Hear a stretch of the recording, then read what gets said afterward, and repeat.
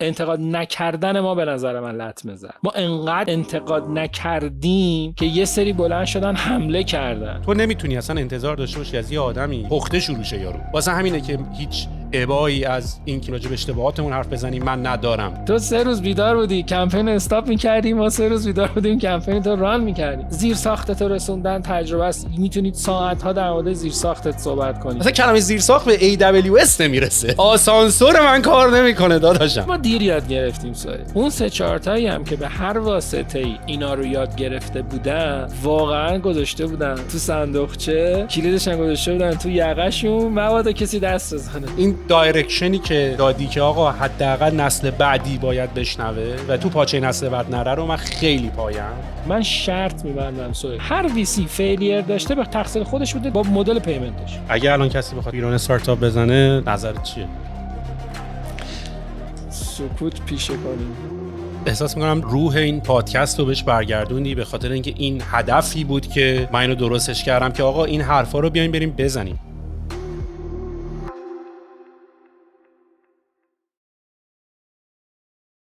شایان خوبی؟ عالی تو چطوری؟ مرسی ممنون، مشتاق دیدار. و همچنین گفتم مگه میشه تو پادکست طبقه 16 شایان شایله نباشه؟ تو اصلا جز اپیزود 10 تا اول میبودی. من یادم که یه بار دعوت کردی و من از این که اون موقع سیستم فرق میکرد من فرار کردم. بعد اینطوری بودم که من دوباره به سهیل بگم سهیل میخوام بیام، میگه بابا این قهرم تو خودت لوس کردی اون موقع. نه بابا من خیلی هم اتفاقا خوشحال شدم گفتی میخوای بیام با هم صحبت بکنیم، چون میگم راجع به استارتاپ تو ایران صحبت بکنیم و شایان شایله توش نباشه خب نمیشه دیگه. چه خبر رو برایی؟ بعد نیستم خدا رو شکر. خوب که خیلی میگیم خوبه دیگه، حالا متفاوت خوبه. آره و من نمیدونم، من حالا باید یه جوری سعی بکنم وارد تو بشم، چون تو شخصیتی که من فکر کنم توی اکوسیستم، یا اول من کلمه اکوسیستم خودم خیلی خوشم نمیاد، ولی کلا از کاراکتری که من تو میشناسم به هر حال یه کاراکتر قاطی شاکیه که به دنیا میاد، داری به دنیا و زمانه داری فوش میدیه، ولی خب به امثال تو خیلی نمیشه گیر داد، چون در حالی که این کارو داری میکنی ولی کارت هم داری میکنی، یعنی داری کارتون. منم خودم آدم قرقرویی محسوب میشم، یعنی بین دوستان به عنوان یه آدم قرقرو منم. یعنی بعد از من فکر میکنم تو قرقرو ترین آدمی، یعنی تو اون موقعی که تو خیلی بولد نبودی، طبقه 16 نبود، همه اینطور بودن که شایان تکخال این قرقراست. بعد سهیل اومد یه ذره اون فشار استرس از من برداشته شد، یعنی گفتم ایول سهیل هندلش کرد، بالانس شد.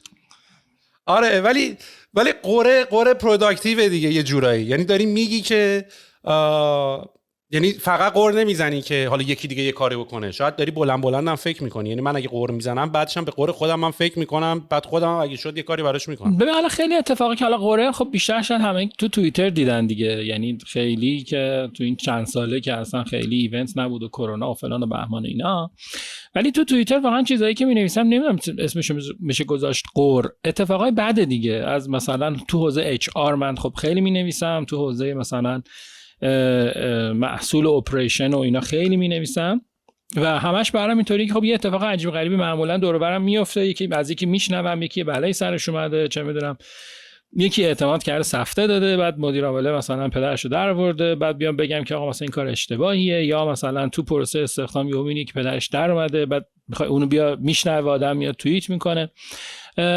قوره خیلی میدونی وقتی تو درگیر یه چیزی، چالشایی که میبینی و میای میگی، نمیدونم اسمش اصلا میشه گذاشت قوری یا نه، ولی مشکل دیگه، این مشکلایی که به نظر من اگر هی هم بخوایم بگیم نه به خیلی گل بلبل یا نه، این خیلی فاز خوبی نیست. من خودم احساس میکنم ما یه گپی، همه کسایی که حرف میزدیم در مورد حالا اکوسیستم استارتاپ ها یا هر چیزی تو ایران، به ما یه بازه اینقدر درگیر کار بودیم و داشت رشد میکرد و خیلی جایگاه مثلا استارتاپ ها رو نمیدونستیم، یه چیزی مثلا طبقه 16 نبود، پادکست ایکس و ایگرگ و اینا نبود، و یه تایما 2-3 سالی ما رفتیم نشستیم سر کارامون، تو بیزنس رو داشتی، من داشتم، هر کسی کارشو داشت میکرد، یه گپی یه جوری افتاد که این چیزایی که شاید بشه اسمشو گذاشت مثلا انتقاد، این انتقادا رفت کنار. از یه طرفی هم یه موجی بودش که حالا مثلا همه چی داره رشد میکنه، الان تو این رشد مثلا نباید انتقاد کرد، این انتقاد ممکنه به ضرر استارتاپ ها و اکوسیستم ها اینا باشه که یه بخششو واقعا من قبول دارم، ولی این نقده اگه نشه بهتر به نظر من نمیشه. این نقده باید شفاف باشه، باید هارش باشه، باید خیلی تند باشه. من واقعا فکر میکنم حالا ساید منه ساید توه، ولی به نظر من همه باید اینو خیلی چالش‌ها رو خیلی انقدر محکم بگن که 10 جا شنیده بشه، آدما تکون بخورن و بیان به سمت این که مثلا یه واکنش نسبت بهش داشته باشن. ولی این حرف درسته و منم همین رویه رو دارم، ولی دیدی حالا سنمون که داره بیشتر میشه و شاید حالا به مثلا پخته تر داریم میشیم، آروم تر میشیم. دلیل این آروم شدن چیه؟ آیا دلیلش این نیست که وقتی میفهمی که شاید خیلی هم این روش غر زدن پروداکتیو نیست و شاید اصلا مخاطبش هم مشخص نیست، یواش یواش آدم آروم میگیره و فقط یه جایی که احساس میکنه دیگه خیلی ممکنه حرف شنیده بشه این حرف رو میاد میزنه؟ من خودم جایی که آروم میگیرم جایی که خسته میشم، یعنی میگم آقا ولش کن، من این کسی گوش میده، من این کسی میشنوه. مثلا هی تو بیایی بگی آقا مثلا منابع انسانی، نیروی کار، فلان بهمان بیسار، اسست دیگه، اسست ها مثلا کارخونه نیستن، مواد اولیه نیست، اسست آدم. مثلا 10 بار میگی بعد میبینی 80% نمیفهمن. یه بازه این خسته میشی، میگه آ ولش کن. برای من راستش ولش کنه بوده، یعنی گفتم حوصله ندارم الان، یعنی مثلا یه 2-3 ماه بیام یه چیزایی میگم، بعد 2 تا اتفاق میفته، یه اتفاق میفته اصلا میبرم، یا ولش کن اصلا فایدهش چیه. یه سایدش اینه، یه سایدش هم بالاخره من قبول کنین دیگه، آدم وقتی که یه ذره، حالا تو خیلی با ادب و مشخص گفتی پخته شدن، من مثلا میگم که آدم که یه ذره واقعا بزرگ میشه، سنش میره بالا، محافظه کاریش هم ناخواسته زیاد میشه. یعنی من تو هر چقدر اگر بگیم نه ما آدمای محافظه کاری نشدیم، یه درصد این محافظه کاریه مثلا 20 سال پیش من با الان این محافظه کاری وجود داره، یه وقتی تو حرف زدنمونه، یه وقتی تو عمل کردنمونه.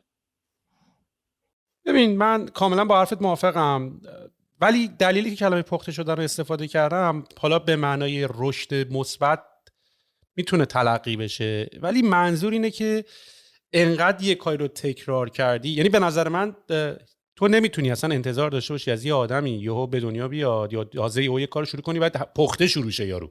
میدونی واسه همینه که هیچ ابایی از اینکه ما اشتباه کردیم راجع به اشتباهاتمون حرف بزنیم من ندارم. یعنی انقدر بعضی موقع من مثلا خندم میگیره تو این توییت ها اینا، میبینم خودش رفته یه کمپانی فیل شده زده، پادکست زده، فکرم میکنم مثلا یه تیکه خیلی سنگینی به ما انداختن، در صورتی که اینجا که خب پس تو خودتو سوزوندی اصلا با این حرف. یعنی من اصلا با تو بحث نکنم بهتره، چون آدم ها با اشتباه کردن و با پترن دیدن و اینا، ببین مثلا مثالی که خیلی هم من میبینم توی استاتیستیک و نمیدونم توی ریاضی و توی فلسفه و اینا خیلی استفاده میشه، معمولا بازی پوکره.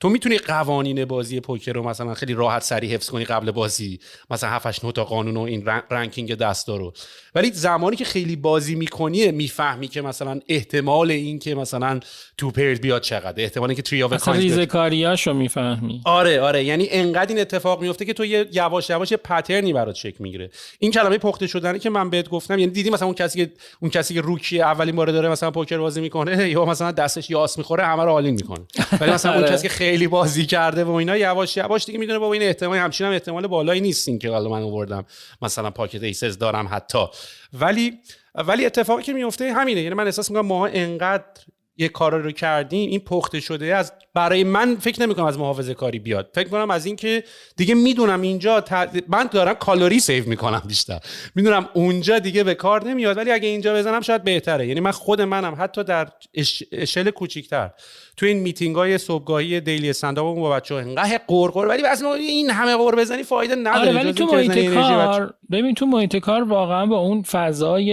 اکوسیستم، فضای اجتماعی، اون فضای کارآفرینی ذره متفاوته. تو وقتی یه سری چالش‌ها رو که هنوزم می‌بینی 5 سال پیشم میبینی، 2 سال پیشم دیدی، هی تکرار نکنی، به نظر من هیچکی بهش فکر نمیکنه که آقا اینجا واقعا یه چالشی وجود داره. این تکرار چالشه تو شرکت داره. ممکنه بهت بگم آدم قرقرویی، تو به عنوان مدیر باید تصمیم بگیری یا اصلا ول کنی اونجا رو، یا اگه کار میکنی توی شرکت یا به عنوان یه مدیر تصمیم بگیری مثلا نیرو تو عوض کنی یا هر چیزی. ولی تو وقتی داری در مورد یه فعالیت یه سری آدما با هم دیگه صحبت میکنی، نمیتونی این چالش ها رو نگی. میتونی هی اینا رو به نظر من اتفاقا انقدر بعد اینا یه جاهایی مثلا از توییت در بیاد برسه تو پادکست، بعد بره تو رسانه های مثلا جدی‌تر، آفیشیال‌تر.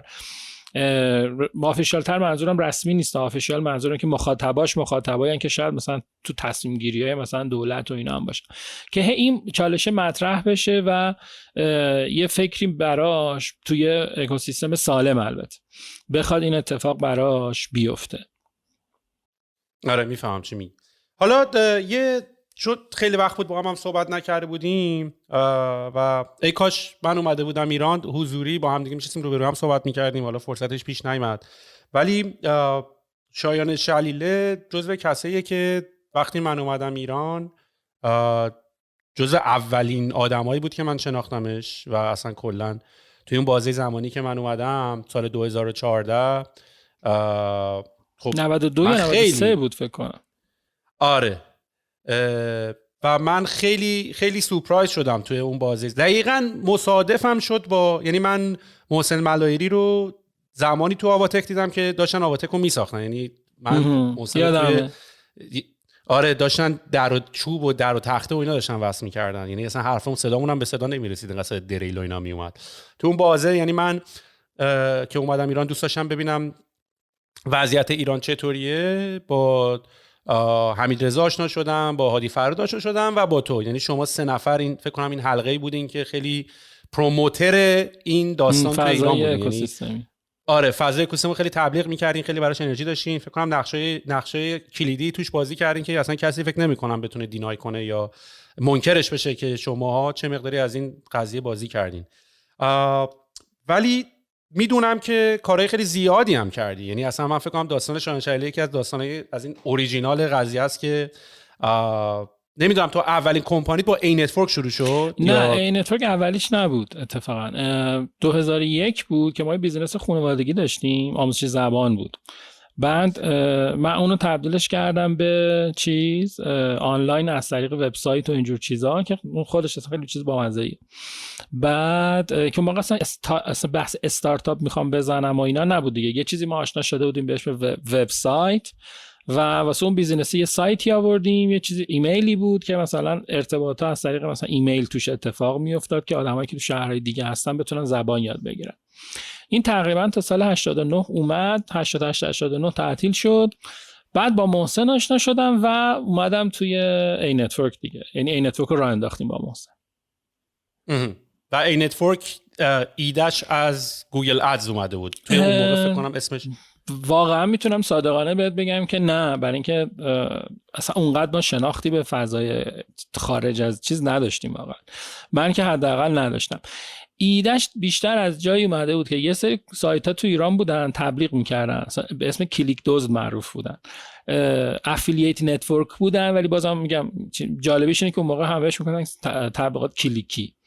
بعد اینا محصول میفروختن، ریفلا از اون محصولی که فروش میره پول میدادن به کسی که تو سایتش تبلیغ گذاشته بود.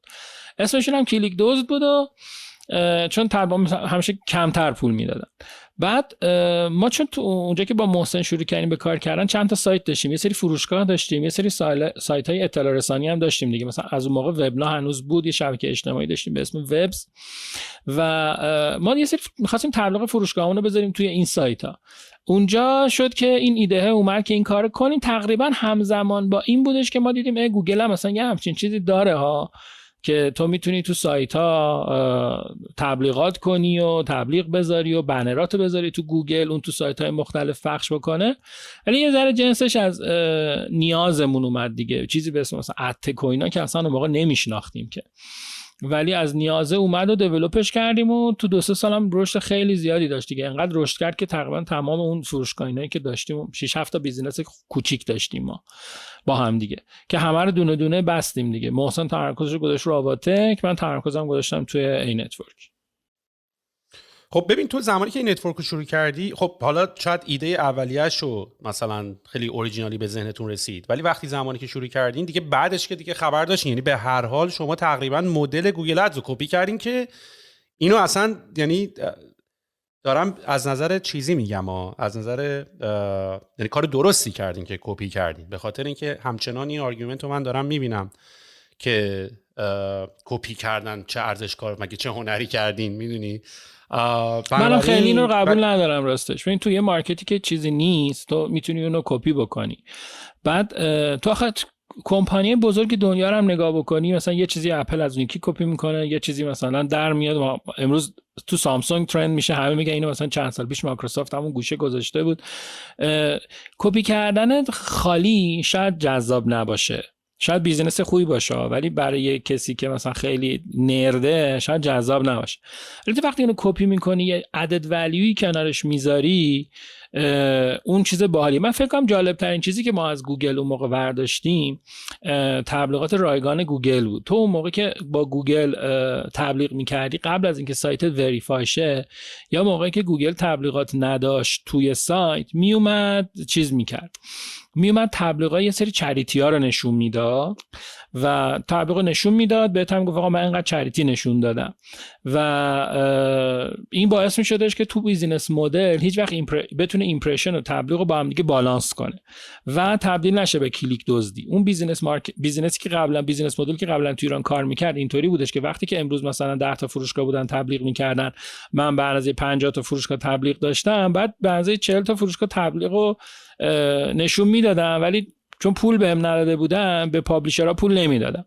این سایدی که گوگل داشت خیلی بامزه بود و ما اومدیم اینو به اسم تبلیغات رایگان فری کلیک توی این نتورک اضافه کردیم و این باعث شدش که اصلا ما به سمت این که بخوایم کلا بذاریم سر پابلیشره نریم و به پابلیشر میگفتیم آقا من مثلا 1000 تا تبلیغ تو سایتت نشون دادم ولی تو ترافیک 4000 تا بوده، این 4000 تا 3000 تاش من تبلیغ مثلا اون موقع تبلیغ یکی از تبلیغایی که نشون میدیم بنیاد کودک بود نشون میدادیم، سازمان جهانی غذا بود نشون میدادیم، تبلیغ محک بود نشون میدادیم و میگفتیم آقا من اینقدر تبلیغ این خیریه ها رو نشون دادم و اینقدر تبلیغ پولی، که این رفت جلو اینقدر که خب اون ادورتایزرها اینقدر زیاد شدن و این تبلیغات اینترنتی و اینا مطرح شد که اصلا دیگه خیلی ثبت چیز نمی رفت. برای همین همیشه تو کپی کردن به نظر من میتونه یه اینویشن، یه جایش میتونه یه اینویشنی کوچیک باحالی باشه، یه چیزی الهام بگیری آداپته کنی با اون مارکت خودت، با اون کالچر خودت و هممون هم که نمیتونیم راکت درست کنیم که بالاخره باید یه چیزی درست کنارش باشه، یه ایمپروومنت کوچیک هم میتونیم بدیم. من فکر میکنم مثلا این بحث کلمه کپی، من فکر نکنم خیلی آرگومنتی بین ماها باشه، یعنی بچه‌هایی که توی بازی هستن که هیچ وقت به هم دیگه گیر نمیدن چرا کپی کردی. کپی کجاش اشکال داره به نظر من؟ اونجایی که تو میری مثلا لوگو تو از روی خارجی ور میداری، کل استراکچر دیزاین تو ور میداری، ولی مثلا الان که دیگه تو دیزاین فروشگاه تو مثلا 100 تا فروشگاه رو نگاه کنی ساختارشون یکیه، این به نظر من کپی نیست، یا یه اکسپریانسی که در دنیا ثابت شده. مثلا تو یو ایکس این اینجوری، حالا تو مثلا بیای بگی نه من مثلا دکمه اسکیپ رو میخوام سبز بذارم، گنده بذارم، دکمه اوکی رو میخوام توسی بذارم، کوچیک بذارم. خب یه اکسپریانسی تو دنیا هست دیگه، تو معمولا نباید بری اون اکسپریانس رو هی خلقش بکنی. بعد استارتاپ‌های کوچیک هم خودت میدونی فاند کمی دارن، هم تو ایران هم تو دنیا. آره اسپاتیفای، گوگل اینا انقدر بودجه دارن که میتونن هزار آرندی کنن یه چیز جدیدی رو توی مثلا UX یا حتی بیزینس مدل ها در بیارن، ولی تو هم نگاه کن خود دید خارجی ها چجوریه. به محض اینکه به یه چیز جالبی میرسن کیس استادیشو میدن بیرون، کدشو میذارن تو گیت هاب، چه میدونم اگه UI باشه یه دونه داکیومنت روش مینویسن. یعنی این نالج شیرینگ کالچری تو سیستم ما نیست، تو فرهنگ ما نیست. بعد یه جاهایی هم واقعا ما نالج اونا رو نالجشو میخونیم اینجا استفاده میکنیم، کپی پیست که نکردیم که واقعا. نه اصلا پیشرفت انسان ها اینطوری شکل گرفته و من فکر میکنم مثلا نمونه بارزش دیجی کالاست که لیاوت کپی فلیپ کارت هنده، حتی تا به امروز خیلی نزدیکن و به قول تو چیزیه که کار کرده، اکسپریمنت و اصلا دلیلی هم که الان تو این حوزه آدم بخواد اکسپریمنت کنه اونم تو بازار ایران وجود نداره. یا حتی ببین این یه مقدارش هم به خاطر بسته بودن ایرانه، یعنی مثلا اینا نظرهای شخصی ما نیست، ما هم شاید همون اول این احساسات رو داشتیم، این که رفت کپی کرد، بعد اومدیم اینور دیدیم اینور که جنگ کپی اصلا اینوره، میدونی؟ یعنی مثلا تو جنگ بازی اسنپ چت و که الان اسمش اسنپه و توی اسنپ چت اینورا اسنپ خارجی و توی جنگ مثلا اینستاگرام آن اپولوژیتیکلی رفت اصلا استوریزو کپی کرد، یعنی یارو اینجوری که داداش نکن، اینجوری گفت میتونم میکنم و اصلا دوست دارم زورم هم میرسه بایدم بکنم. و بعد الان این بازیه حتی به یوتیوب و به تیک تاک و اینا هم رسیده که اصلا فیچرهایی که یکی دیگه میزنه کلی هزینه کرده کار کرده رو کپی میکنه. اصلا چین اینطوری گنده شد، چین اومد گفتش آقا ما فوکس اونا فوکسشون رو گذاشتن روی تفکر و فکر کردن و آرندی، ما فوکسمون رو میذاریم آیدیا رو اونا میپیچیم، ما اینجا دیستریبیوشن. یعنی این غرب و شرق یه همچین دیلی اصلا با هم کردن، گفتن شما بشین اونجا توی هوای خوب و آره شما تو هوای خوب و اینا بشین دیزاین کن، ما هم اینجا میشینیم میسازیم. ولی منم خیلی باش زیاد چیزی واقعا ندارم. منم فکر میکنم که واقعا هر کسی یه ایده ور میداره، تازه حتی تو اونو کپی هم بکنی وقتایی ممکنه واقعا اکزیکیوشنت انقدر منظمتر و دقیق‌تر باشه که خیلی بهتر در بیاد، یا یه ایده یه کپی کردی بتونی مچش کنی با یه بیزینس مدل دیگه. واقعا الان فکر کنم همین استوریو که گفت من شنیدم تلگرام هم مثل که میخواد اضافه کنه استوری بذاره، حالا استوری اکسل دیگه نذاشته دیگه، مایکروسافت اکسل اون بالای استوری بالای صفحه نداشت. آره نه و خب بعد یه چیزی که داره کار میکنه اشکالی هم نداره و اصلا خیلی حالا جالبه آدم مثلا از این زاویه به قضیه نگاه بکنه که ما انسان‌ها اصلا کارمون همینه، یعنی ما انسان‌ها پترن، ما به دنیا میایم پدر مادر نگاه میکنیم، پترن ریکگنایز میکنیم، اون پترنا رو پیدا میکنیم. اصلا مگه فکر کردی ای آی و ماشین لرنینگ یعنی چیه؟ فکر کنیم الان این لنگویج مدل‌ها که الان اومدن و دارن کلی میتره کنن و اینا چیکار دارن میکنن؟ اومده انسان‌ها یک کار رو انقدر تکراری انجام دادن که اومده اون پترن رو پیدا کرده، میگه آقا بعد از سلام کردن کلمه چطوری 99% احتمال چطوری میاد. سلام چطوری، سلام چطوری. ببین یه جایی هم آخه می‌بینی این سایدی که گیر میاد، حالا این کپی کردنه نه اینجا بودی دیگه، دیدی مثلا یهو میان به طرف گیر میدن سر کپی کردن. از دید رسانه که بهش نگاه کنم من اینطوری هم که میگم اون آدمه خیلی زرنگه ها، یعنی مثلا اومده سهیل یه کاری کرده خیلی باحال بوده ترندی شده، بخوام من چیکار کنم الان آویزون اون ترند بشم برم جلو؟ ساده ترینش شاید حتی خلاقانه ترینش، یه جاهایی شاید واقعا بهترینش برای اینکه تو برندینگ ایجاد بکنی، چه برای خودت چه برای هر رسانت یا هر چیزی، اینه که سوار ترنده بشی دیگه. یه قلابه، حالا من این قلاب امروز مثلا به واسطه هر چیزی به تو وصل میکنم، مثلا دیزاینر با 10 تا گیر دادن به دیزاین این ور خیلی دیدم ها، و به نظر منم تو پرسونال برندینگ کار نمیتونم بگم کار غلطیه نه کار اشتباهیه. یعنی میاد به دو تا به تو گیر میده، تو یه جوابشو میدی، 5 تا به من گیر میده، 2 تا من جوابشو میدم، طرف ترند شد اومد بالا. اتفاقا یه روش نمیدونم بگم درتی مارکتینگ بلک مارکتینگ تو سوشیال یا نه، ولی یه روشیه و رو خیلی جواب داده، حداقل تو ایران که خیلی جواب داده و منم باحاله. آره نه کاملا باهات موافقم و میگم اصلا چیز عجیب غریبی نیست، اصلا کپی کردن هم کار راحتی نیست، مثل همونایی که میگن دزدی کرده یارو منجورم که حالا قبول، ولی میدونی که اسمارت ترینا میتونن دزدی کنن دیگه. مثلا من و تو هم فکر نکنم کوالیفای باشیم الان یه برنامه بانک زنی حالا تو خودت بودی نمی‌کردی. آره تو اصلا کپی کردن یعنی تو یه آدم خوش قیافه رو نمیتونی ورداری عینک و لباساشو بپوشی، تو اونقدر خوش دیده میشی 100%. میدونی یعنی تو هم باید برگردی. اصلا داستان ما هم همین بود دیگه، کلمه اداپشن رو ما استفاده می‌کردیم تو ایران دیگه، بومی سازی. ما میگفتیم آقا برداری مثلا آمازون رو بومی سازی کنی ایران، برداری ریحون رو بومی سازی کنی ایران. و این مشکل فقط ما نیست، یعنی حتی بومی سازی خطرناکه ها.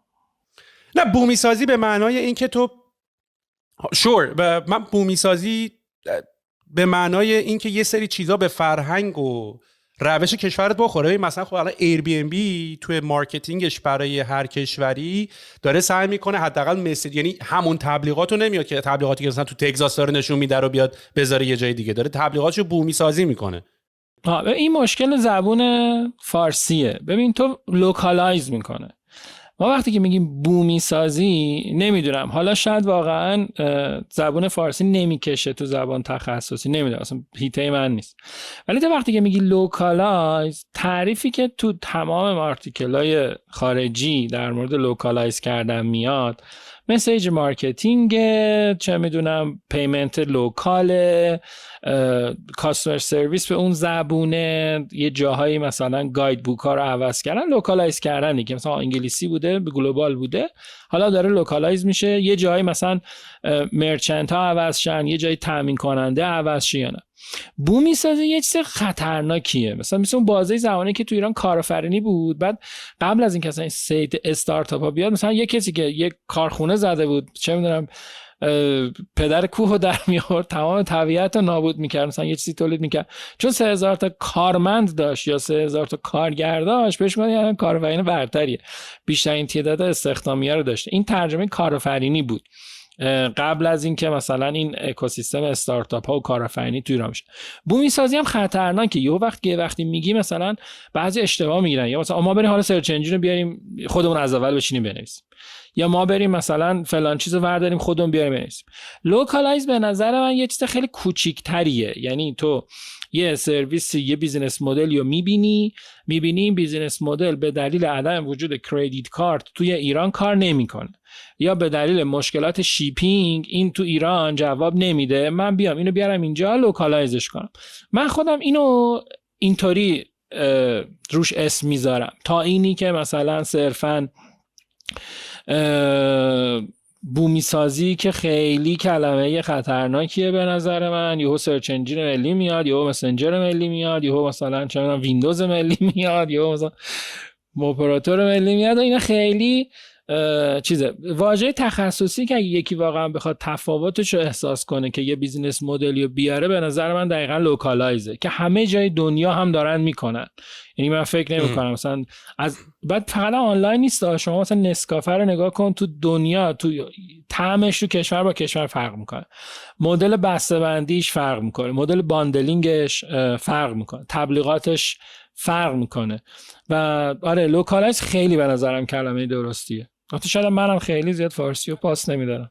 نه اصلا خوب گفتی، چون منم الان از یه زاویه دیگه نگاه کردم. اصلا مثال سرچ انجین عالی بود در رابطه با اینکه بومی سازی اون معنی رو نمیده و چقدرم که آدم‌ها این اشتباهی برداشت میکنن از سر یه حرفی که شاید یه نفر به این منظور زده، بعدن یه جور دیگه تشریح میشه.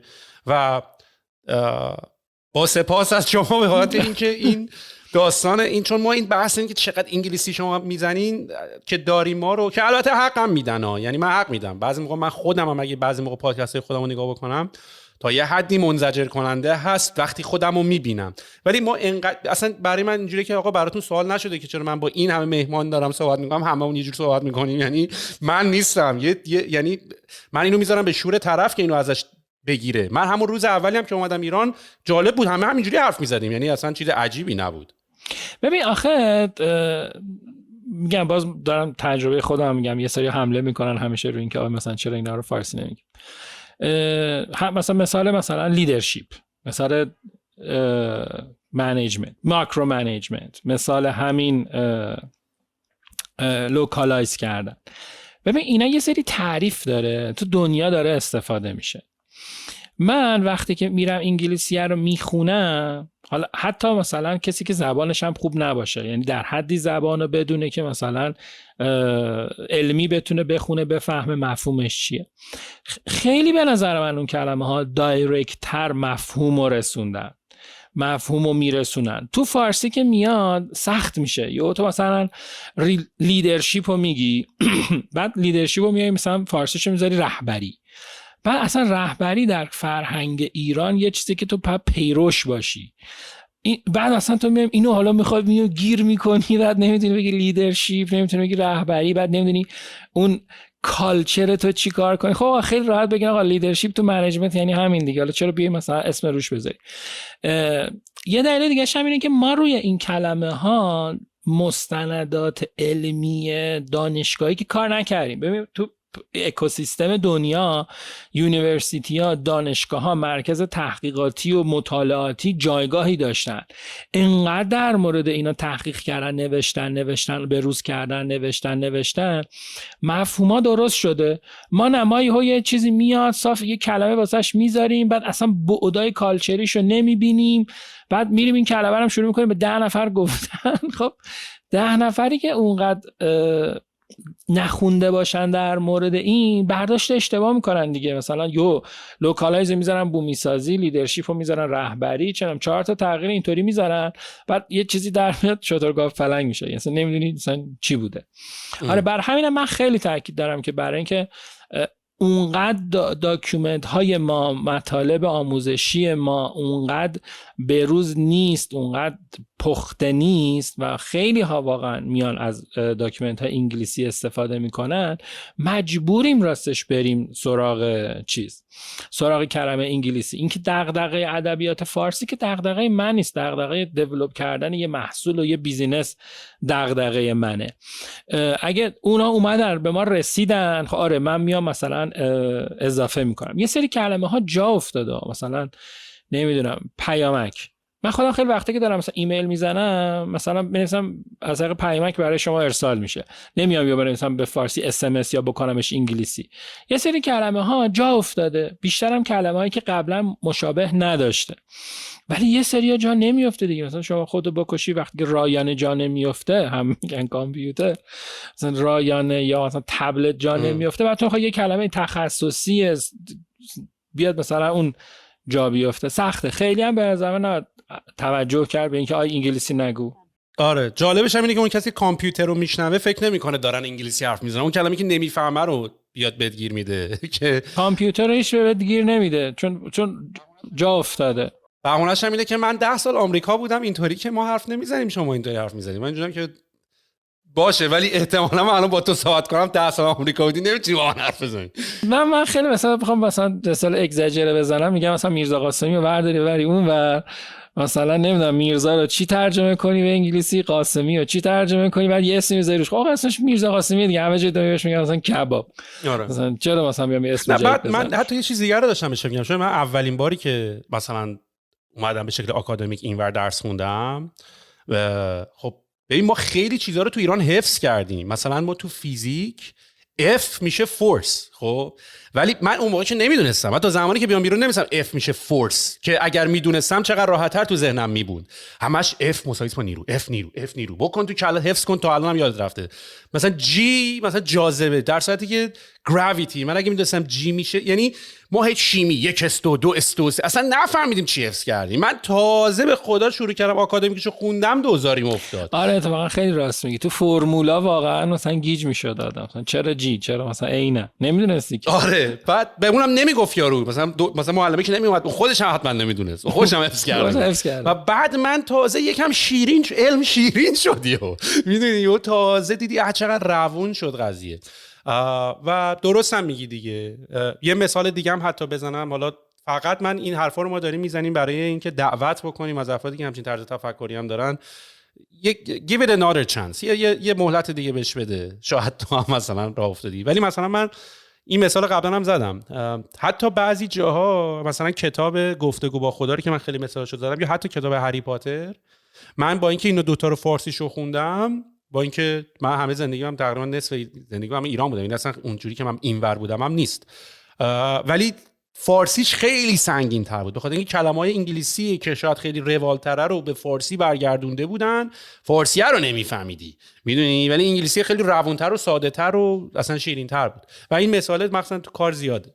من تو کتاب مثلا داستان و اینا این چالش راستش ندارم، ولی چون تو اونجا درس خوندی تو دانشگاه احتمالاً برات راحت تره، ولی تو یه متن علمی واقعا میگم فارسی رو میخونم نمیفهمم، یعنی بعد مثلا میگه بزنم تو گوگل ترنسلیت و اینا انگلیسیش چی میشه.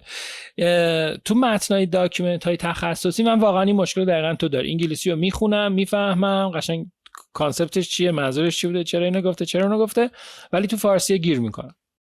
و قراردادها و لیگالا که حتی بیشتر. حالا سراوای کاری کرده بود 2 تا ستون بود، ستون راستش فارسی بود، ستون چپش انگلیسی بود.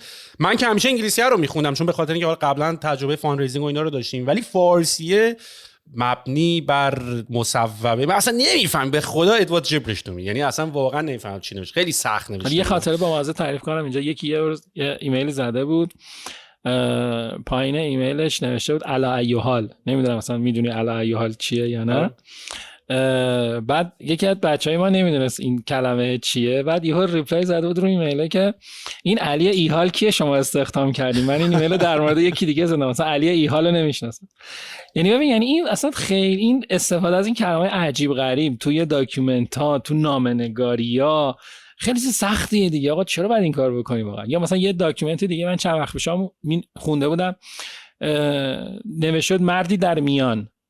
بعد باور میکنی من 2 ساعت داشتم فکر میکردم که مردی در میان در سیکیوریتی یعنی چی، و بعد فهمیدم که من این د میدل رو داره میگه و اصلا مونده بودم. یعنی گفتم شما چجوری دارین با این سر میکنی؟ مردی در میان مثلا دست دادن با هم دیگر، شیک هند دو تا سرور رو میگفتن دست دادن. بعد خیلی فکر نمیکنم واقعا تو بقیه زبون هم استفاده کنن اینجوری که ما.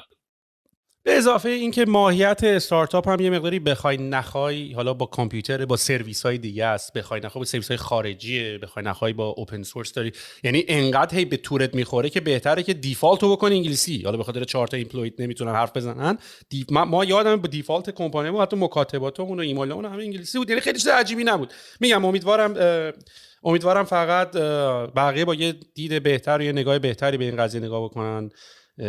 همیشه پی مسخره کردن نباشیم، ولی منم میپذیرم. منم خب گوشم آشناتر، کلماش راحت‌تر استفاده، بعضی سریعتر میاد تو ذهنم اون کلمه، بخاطر اینکه اونو من خوندم. من اصلا خوندنم چه ایرانم بودم، من اصلا بحث ایران و خارج نیست. من ایرانم بودم، دیفالت سورس مطالبم انگلیسی بود، یعنی از همون ایرانم مجله‌مو انگلیسی میخوندم، از تو آرتیکلامو از ایران انگلیسی میخوندم. اون کلمه زودتر تو ذهن من میاد، ولی منم باید به هر حال میفهمم. منم تو یه جایی برای شیرین تر شدن و به گوش قشنگ‌تر شدن باید سعی کنم یکم فارسیشو چاشنیشو بیشتر بکنم. ولی بیا برگردیم به زمان این نتورکت، چون که هم داستان زیاد داریم براش، همین که اول از همه بیا اصلا راجعش صحبت بکنیم که چی شد. چون من میبینم تو توییتر بچه‌ها خیلی از اون زمانا همچنان صحبت میکنن، مثل یه تیم خیلی قوی داشتین، خیلی جالب بوده، تو رو به عنوان یه مدیر خیلی قبول داشتن. چی شد این نتورک؟ هست الان نیست؟ جمعش کردین؟ اگزیت کردی؟ اگزیت نکردی؟ نه، اگه تو اگزیت کردی ما هم اگزیت کردیم.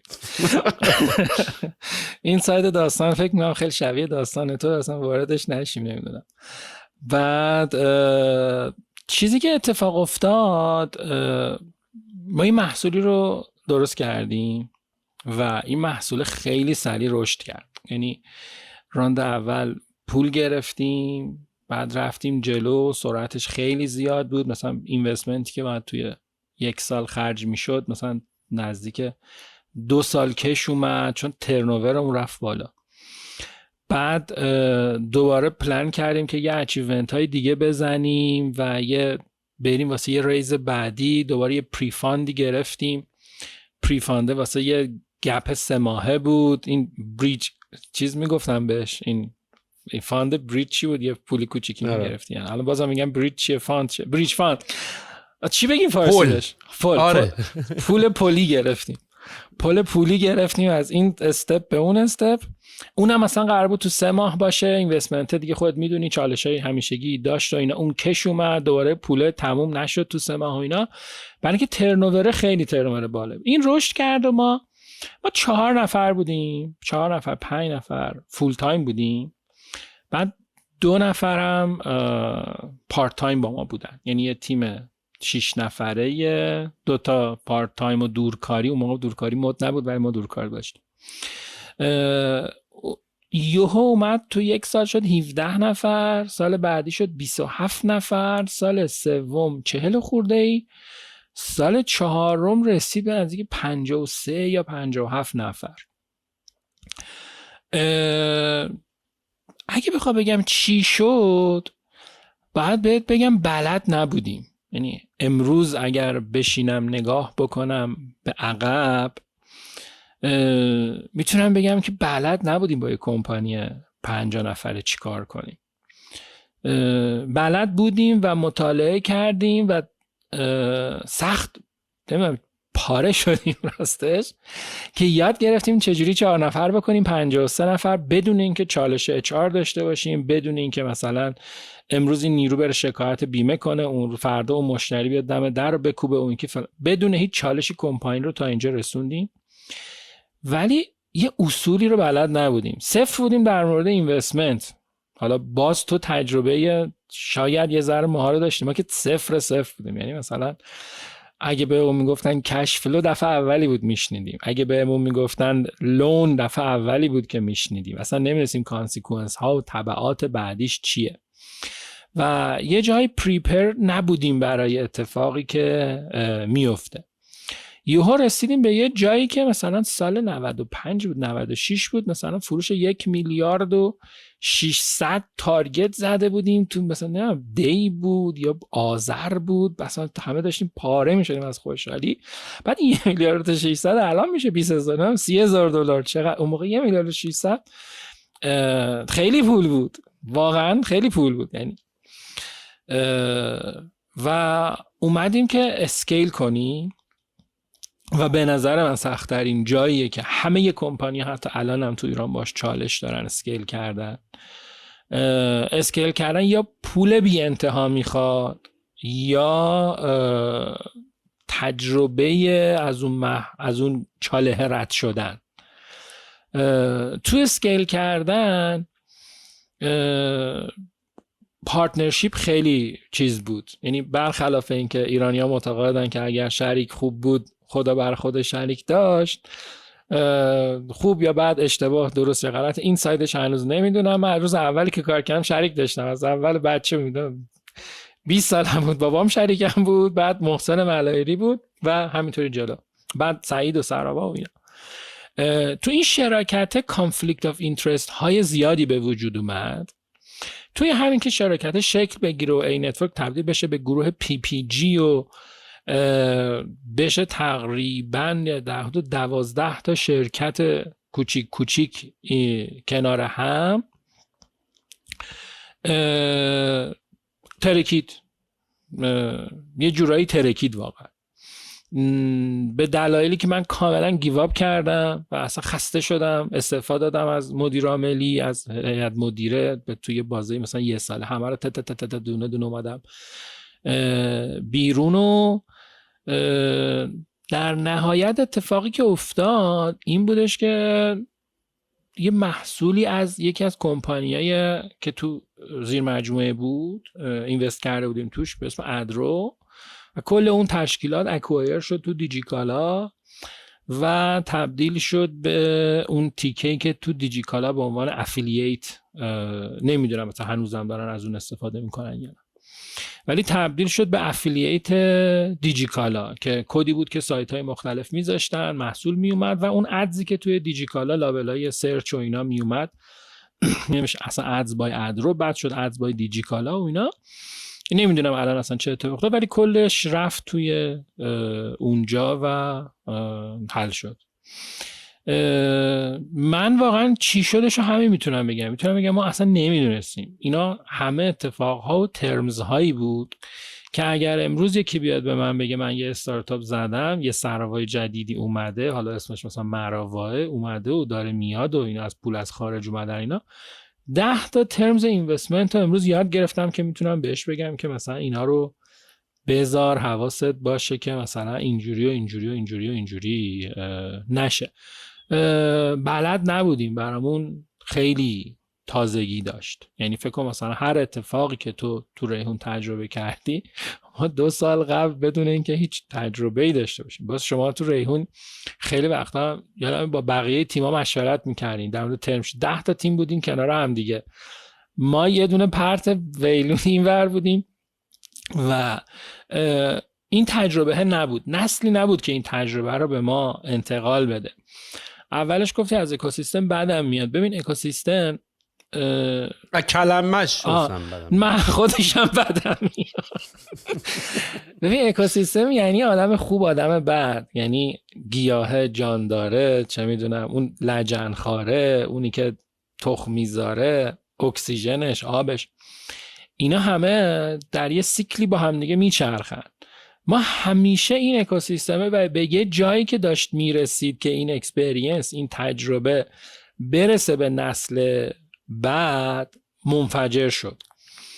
قبل از این دهه 90 تو دهه 80 نمیدونم چقدر باش آشنایی یا نه، پرشین بلاگی تو ایران بود که پرشین بلاگ 20 تا برند داشت. پرشین تل داشت، پرشین هاست داشت، پرشین پرایس چیز داشت، پرشین مثلا هر چیزی تو پرشین تل داشت، همه چی داشت با پرشین شروع میشد. و اونم تقریبا توی بازه زمانی مثلا 84 85 ترکید، نابود شد. و خیلی از آدمایی که فکر میکنم موقع بودن یا اصلا از این صنعت رفتن بیرون، خیلیشون الان ایران نیستن راستش. و دوباره ما دهه 90 از صفر مطلق شروع کردیم و اتفاق بدی که امروز شاهدشیم اینه که این جوونه اگه بخواد بزنه کسی نیست که بدونه که مثلا آقا اینجا جوونه نزن، اینجا آب میخواد، اینجا خاک میخواد، اینجا کود میخواد. همش هی میریم دوباره ریست میشیم، از اول میه. و این تقریبا اتفاقی بود که راستش واسه این نتورک افتاد. اکوایر شد، ولی نه اکوایر جذابی که همه هپی باشن. احتمالاً من که هپی نبودم و آره منم استفاده دادم یه سال قبل از اینکه اصلا اکوایر بشه اومدم بیرون دیگه. و کاملا با این حرفی که داری میزنی من باز موافقم در رابطه با این عدم نبوده تجربه. حتی من یادمه توی یه مقاله‌ای من داشتم میخونم که ایران یا اولین یا سومین، فکر کنم سومین نیشن توی بلاگینگ بود. وقتی که بلاگ، یعنی خیلی ما ایرانی خیلی اداپشنمون هم نسبت به تکنولوژی و نسبت به اتفاقاتی که بود خیلی بالا بود، خیلی سریع برای ما این اتفاقا فراگیر شد. ببین منم مثل خودت، خب ما خیلی المنت‌های بیرونی هم خب داخلم بود، یعنی از اتفاقاتی که با سرمایه‌گذار افتاد، از اتفاقاتی که تو جای دیگه افتاد و ولی خب قرض زدن به اونا که فایده نداره. یعنی منم همش به داخل خودم نگاه میکنم، آخرش مقصر اصلی هم خودمونیم و حتی اگرم بلایی هم سرمون آوردن ما پاتکشو خوردیم.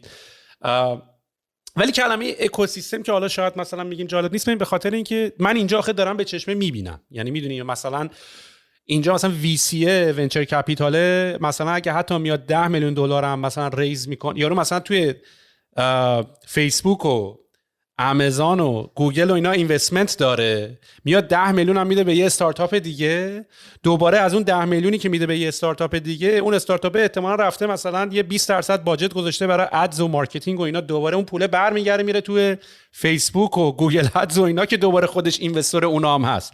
این چرخه بود که بهت گفتم، این چرخه اینجا نیست. برای همینه که این اکوسیستم اینجا همیشه مریضه. اصلا چرخه بین کسب و کارا هم نیست. بعد فرهنگیه ها، یعنی اکوسیستم به فرهنگ ما نمیخوره. یه جا یعنی مثلا من میام میگم که سهیل ریحون چقدر خوب، مثلا اینو با زانو میتونم برم رو کمرش برم بالا، خب پس اینو با زانو الان برم رو کمرش، بعد رد میشم از تو میرم اینم مثلا کی حمید رضا، مثلا هادی، خب اینو مثلا جفا بپرم روش.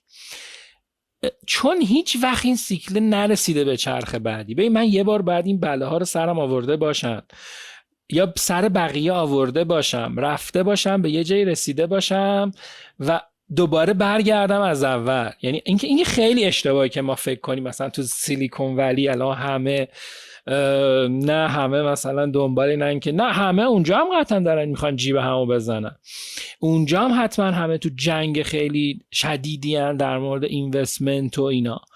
ولی من احساس میکنم که اونجا اکوسیستم چند بار چرخیده، مثلا یه بار رفته سال 2000 ترکیده اومده دوباره رفته. این چرخشه باعث شده که دقیقا نکته که میگی بهترین نکته است. من میفهمم اونجا که اگه من بیام مثلا الان 2 میلیون تومان چه میدونم جیب شایله رو بزنم، 4 میلیون تومان جیب سهیل رو بزنم، آقا خب به جای این 4 میلیون رو میکنم 20 میلیون و 40 میلیون، ولی میندازمش تو یه چرخه‌ای که نصفش برگرده به خودم، بعد دوباره از کنار اون یه بچه دیگه بیاد بیرون، اون بچه دوباره گنده شه بشه گاو شیرده من دوباره. این نمیچرخه. و من راستش میگم فقط تنها چیزی که تو این هم مدت دیدم، دانش نیست راستش، آدم متخصص نیست، فرهنگ حاکم بر جامعه است.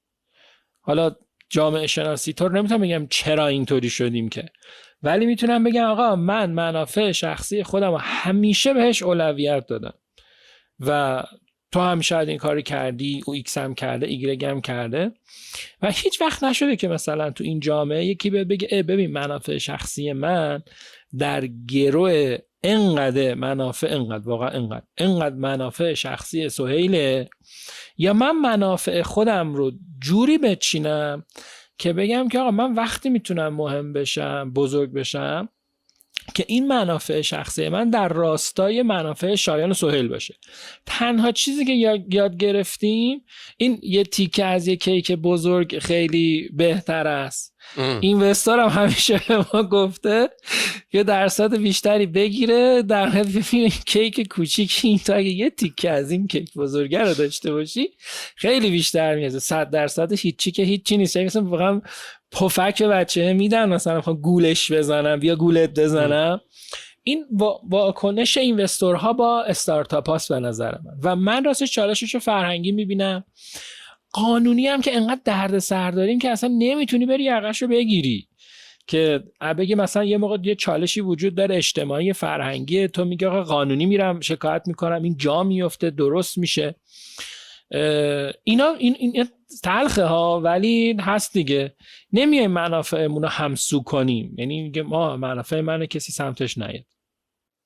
دلیل اصلیش هم خب با توجه به حالا موضوع یعنی فرهنگ از کجا جا افتاده، از این که به خاطر اینکه واقعا شاید توی دنیای واقعی هم با این بدبختی‌هایی که سرمون آوردن یه همچین چیزی دیدیم. یعنی من برام باورش سخته که 10,000 تومان تو جیب من باشه 10,000 تومان تو جیب تو باشه، یا باید 10,000 تومان یا باید 7,000 تومان تو جیب من باشه 3,000 تومان تو جیب تو، یا باید برعکس باشه. نمیشه آره. دو تا 10,000 تومان تو جیب هم دیگه نمیتونیم داشته باشیم. آره یه مثال هست که خیلی باحاله. یه بار یکی گفت یادم نیست کی بود، گفت تو چرا پول جیب اون یکی رو میشماری، تو پول جیب خودت رو بشمار.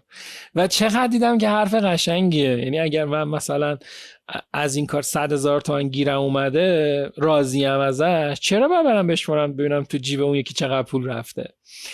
آره و اینم که میگی درسته. یعنی اگه یه استپ قبلشه که بخوایم نگاه کنیم باز به ریشه هاش نمیتونیم برسیم و اینا که چیه تخصصمون شاید نباشه، شاید واقعا یه بک‌گراند خیلی اقتصادی داشته باشه. ببین کاملا همینه. من هم که الان تو 35 سالمه تازه دارم با این مباحث آشنا میشم. یکی این که خب کلا ماها اصلا با کانسپت پول و اینا خب یه مقداری اصلا اول انگار با یه کانسپت اشتباهی داری حرف میزنی. یعنی اگه داری راجع به پول و اینا حرف میزنی که اصلا گناهکاری در وهله اول، میدونی. بعد خب ما اصلا پولو به عنوان یه چیز محدودی، یعنی یه چیزی مقدار محدودی وجود داره تقسیم میشه بین همه، ما یاد گرفتیم. در صورتی که منی که الان دارم توی امریکا و کانادا زندگی میکنم تازه داره دوزاری میفته که اینجا هیچکی اصلا پول به اون معنایی که ما پولو نگران داریم میذاریم جیبمون وای میسیم و بعد میریم باش بستنی میخریم نگاه نمیکنن.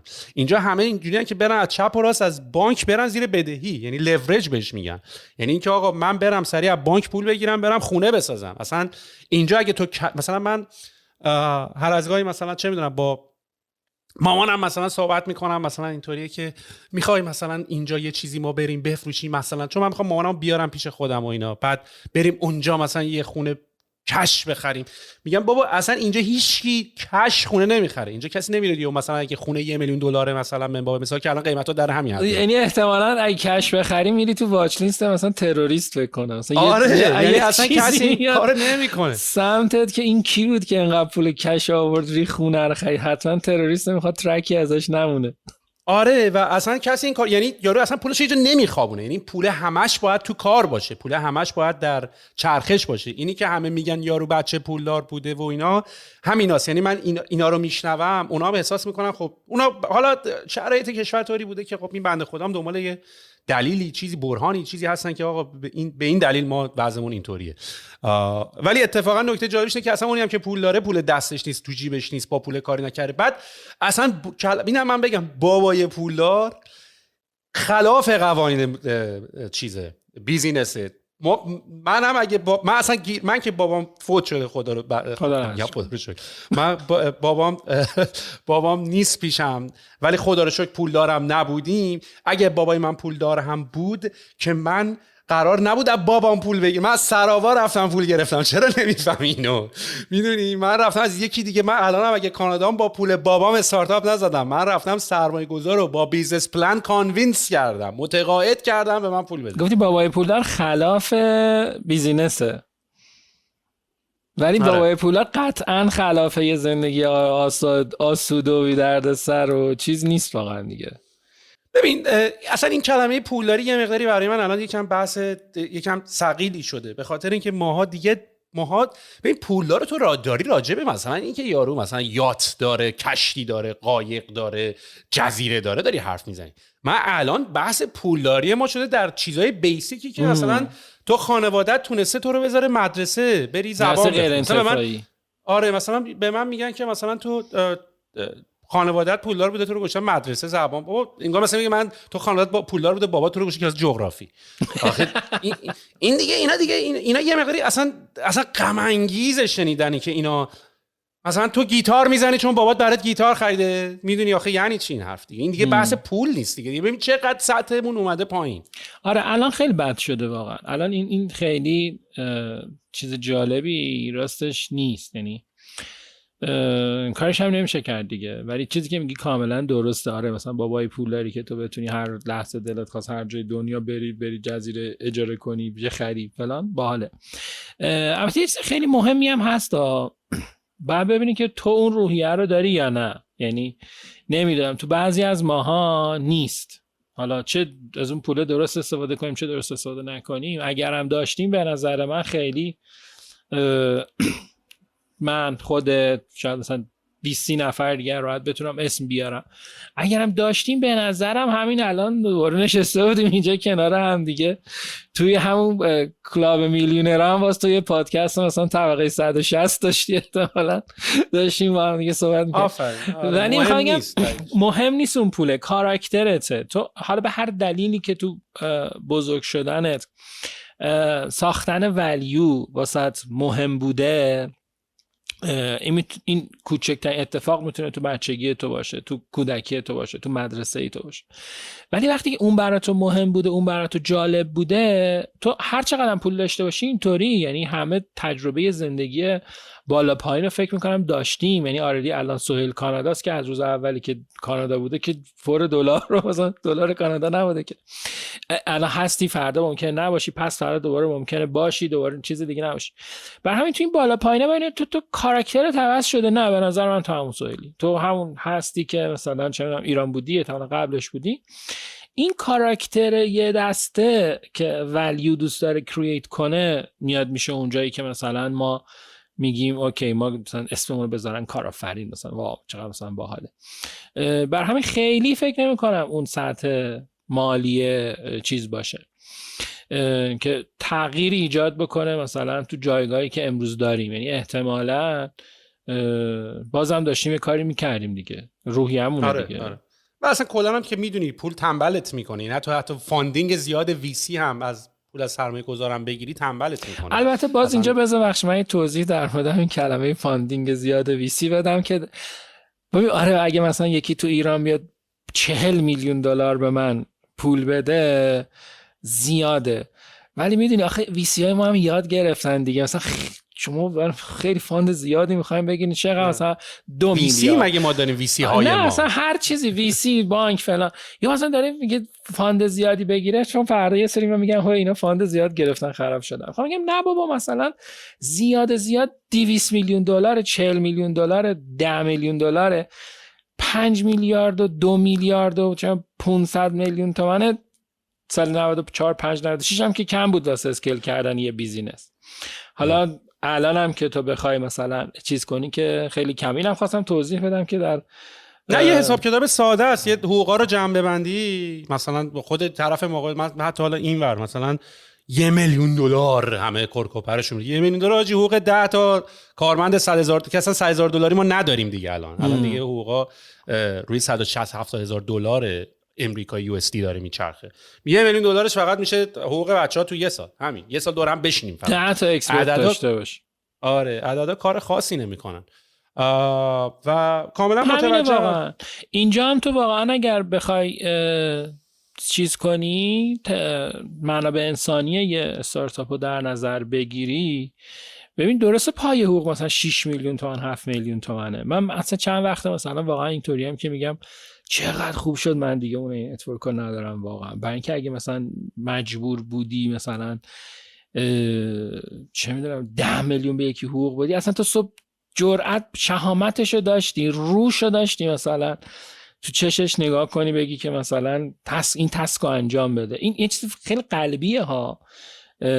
خیلی این کار میکنن، نمیگم هم کار اشتباهیه، چون شرکت هم تو ایران توان اون پرداخت رو نداره، ولی من همچین آدمی نیستم واقعا که مثلا باشم. و این اصلا دغدغه بزرگ من، اگه یه روزی دوباره احمق بشه آدم بخواد یه کاری تو اینجا بکنه، آیا تو میتونی گارانتی بکنی که مثلا حداقلش دیگه بعضی $1000 به اون نیرو پول بدی دیگه؟ حالا الان $1000 میشه 50 میلیون تومان، ولی خب آخه نیرویی هم که داره کار میکنه بابا خرجشه دیگه، لپتاپش داره میره بیاد بیفته بشکنه، اون باید به دلار بخره دیگه.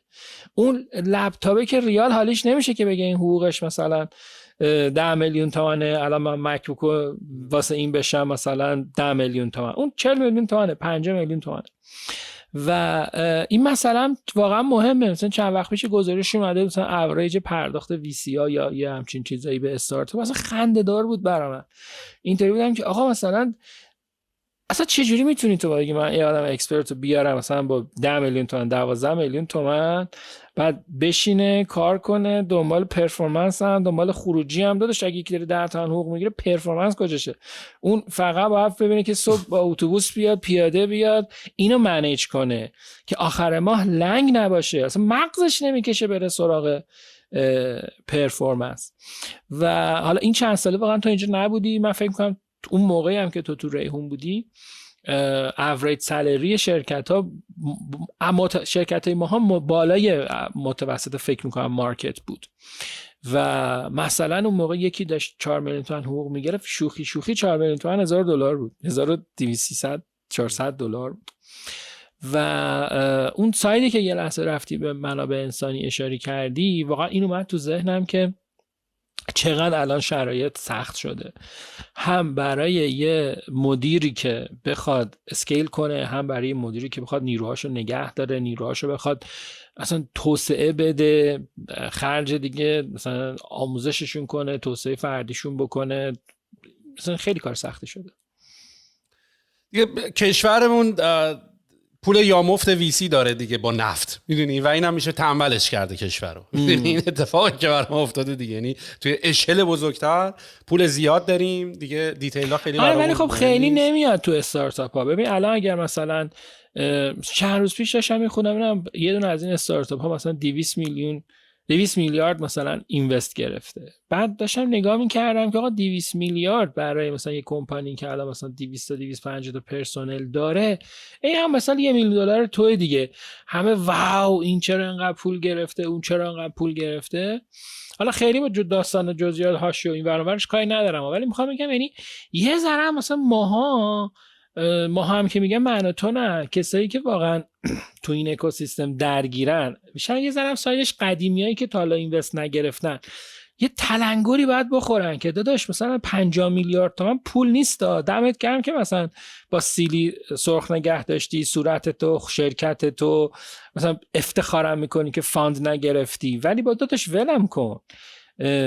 تو داری یه بیزینس رو ران میکنی، تو استارتاپ ران نمیکنی. استارتاپ بخوای ران کنی آره با 50 میلیارد امروز روز اول پول بیاد توش، نیرو رو بگیری بریزی، دانش تکنولوژی بسازی، بکوب بری جلو. و تفاوت اون فرهنگی ما با خارج شاید یکی از چیزایی بودش که ما تو این اکوسیستم یادمون رفت، اختلافات فرهنگیمون بود به نظرم، که اونا سرعت رشد واسه شون افتخاره. آقا سهیل فیل کرده، شایان فیل کرده، اصلا خوب کاری کردم فیل کردم، مگه پول تو رو خراب کردم؟ اینوستر هم بیاد بگه فیل کردی جوابشو بدم، مگه پول تو رو مثلا به باد دادم؟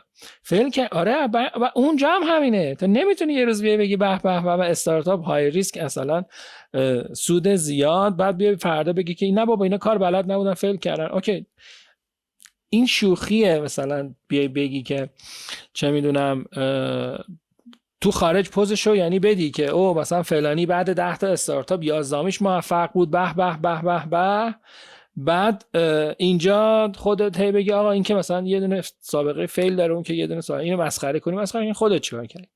این تفاوت کالچریه یه جا به نظر من باید بشکنه. اگر این اکوسیستم یک بار دیگه‌ای بخواد شکلی بگیره، یه چرخی بزنه، دوباره راه بیفته، باز دوباره به اون ساید اول قر اینا رو باید اینقدر بگی که دیگه آدم‌های همسن من و تو در این چالش رو نداشته باشن. داداش تو من دیدی، سهیل دیدی، سروا رو دیدی، ایکس رو دیدی، ایگرگ رو دیدی، تو هنوز مثلا به چی مینازی؟ ما رفتیم تجربه کردیم، فیل کردیم، خوبم رفتیم جلو. با من یه وقتی عددهای تو بعضی وقتا تو ذهنم میاد، هیچ وقت یادم نمیره. میگم سهیل میومد شیر ترافیکو کم میکرد، میگفت من دیگه نمیتونم سرویس بدم. خب اون یعنی اسکیل دیگه. اون به نظر من اون تجربه دست نیافتنیه برای تو. اگر دوباره تو زندگیت اتفاق نیفته که انشالله واقعا بیفته، ولی حال نمیکنی الان با اون خاطره که مثلا یه روز میای میبینی 180 تا 1800 تا یادم نیست چند تا 2000 تا چند هزار تا اوردر ریخته تو ریحون، نمیدونی چجوری هندلش کنی. اینا به نظر من جالب ترین تجربه های ما از اتفاقهای چند سال قبله که برای من که پر از خاطره های باحاله. ساید بعدش اینه که این تجربه های باحال برای ما اون گین خیلی زیادی که باید می آورد و نیاورد. و از یه ساید دیگه هم واقعا بخوام نگاه بکنم، باز چند وقت پیش خیلی همه داشتن اینطوری میگفتن که او مثلا تپسی سودش رو اعلام کرده مثلا 80 میلیارد تومان 80 میلیارد تومان، مثلا اندازه یه پنت هاوس، مثلا پنت هاوس شه یه آپارتمان معمولی الان توی تهران. راستیتش اینه که من نمیدونم اونایی هم که الان تو اون اسکیل گنده هستن آیا اونا هم از گینشون راضیان یا نه.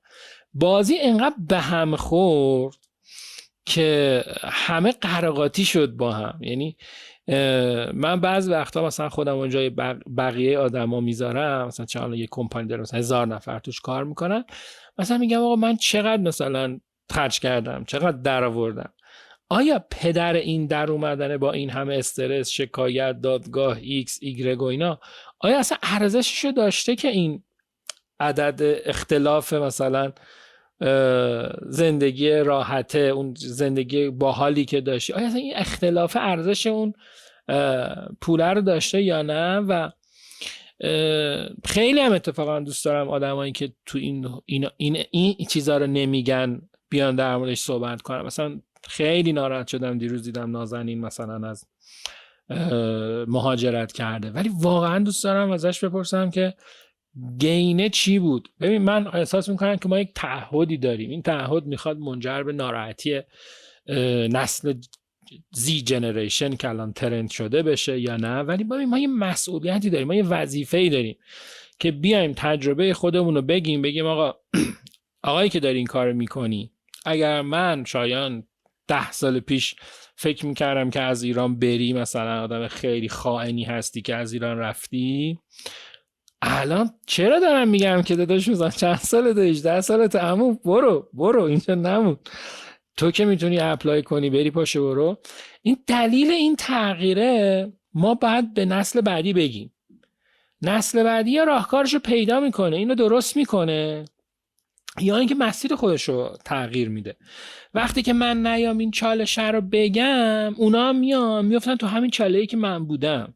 این دلیل اون ساید قر زدنه، یا دلیلی که من همش دوست دارم آقا آدم بیاد این حرفا رو بزنه و خیلی هم شفاف بزنه. آقا به نظر من در 3 سال گذشته تمام کسایی که تو ایران مدیر عامل بودن اصلا خیلی جربوزه داشتن، اصلا عجیب و غریب جربوزه داشتن.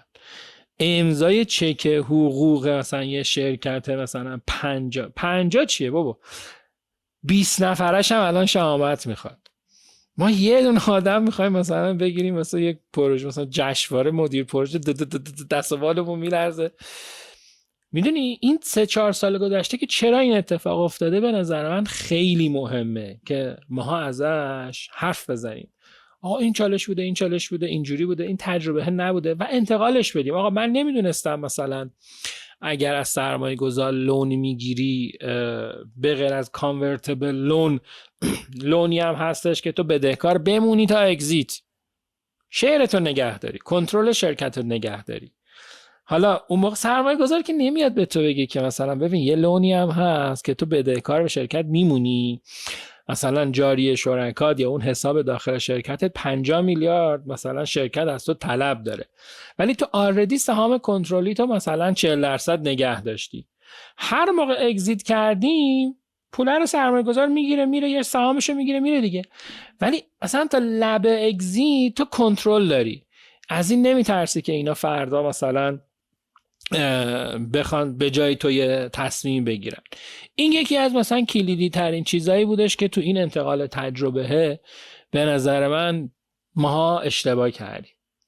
یا مثلا ترمزایی که اگه تو داری اگزیت میکنی منم باید با تو اگزیت کنم. ما فقط یاد گرفتیم تگلان و درگلان بذاریم تو کانترکت خودمون. نه داداش، توی هولدینگ هم اگه داری اگزیت میکنی، توی هولدینگ هم که اگه داری شیر استراکچر تو عوض میکنی با بیک سراغ منم میخوام با تو اگزیت کنم، فکر نکن تو بری بکنی تو بورس مثلا خوشحال خندون. اینا چیزایی بودش که کسی به ما نگفته بود. حالا ما باید بریم اینا رو بگیم دیگه. بعد چند تا تجربه هم داریم ما، یعنی من مثلا این چیزایی که دارم بهت میگم چند تا تجربه اکتیو کسب و کارهایی که الان بالان. بدترین کار به نظر من تو اکوسیستم اینه که من این یاد گرفتم بزنم تو جیبم، بزنم یا بپیچم تو تو چی میگن مادر بزرگا یه چیزی میگفتن، میبست میذاشت لای مثلا رو سریش بخچه، آره میذاشت لای بخچه و میذاشت روی صندوقی و قفل میکرد و قفل صندوق هم میذاشت تو یقش. آخه خب چرا این اکسپریانس تو نباید بیایی بگی؟ این سیکرت ساس بیزینس تو که نیستش که این بقای اکوسیستمه. تو 100 تا استارتاپ مثل تو بالا باشن تو پول در میاری. این دقیقاً اون نکته‌ای که گفتی من نمیپذیرم 10,000 تومان تو جیب من باشه، 10,000 تومان تو جیب تو. آقا باید 6 تومان تو جیب من باشه، 4 تومان تو جیب تو سویل. اصلا نمیشه، یا 7 تومان 3 تومان. ها چرا این اکسپریانس رو نباید بگی؟ چرا نباید هممون بشینیم وادار کنیم سرمایه گذار رو به این که آقا این همه خراب کردی، داشت اینو ول کن دیگه. این دوتا ترمز هم بذار، اگه تگلان و درگلان رو میذاری که مثلا تگلانش هیچ وقت اتفاق نمیفته، تو همش داری ما رو دنبال خودت درگ میکنی بر اونور، ها اینم بذار اون پایین. اینا رو ما دیر یاد گرفتیم سوال، اینا خیلی دیر یاد گرفتیم و اونجا که بهت گفتم ترکید اونجایی بودش که اینا رو بلد نبودیم. اون 3-4 تایی هم که به هر واسطه‌ای اینا رو یاد گرفته بودن واقعا گذاشته بودن تو بخچه، تو صندوقچه، کلیدش هم گذاشته بودن تو یقه‌شون، مبادا کسی دست بزنه. کاری به کلید تو نداریم. این تجربه است. اینا تو آمریکا انقدر مطرح شده و انقدر رسانه‌ها بهش پرداختن، تبدیل شده به قانون دیگه. تو آقا قرارداد میذاری باید اینا رو بذاری، نذاری یعنی داری کله برداری میکنی.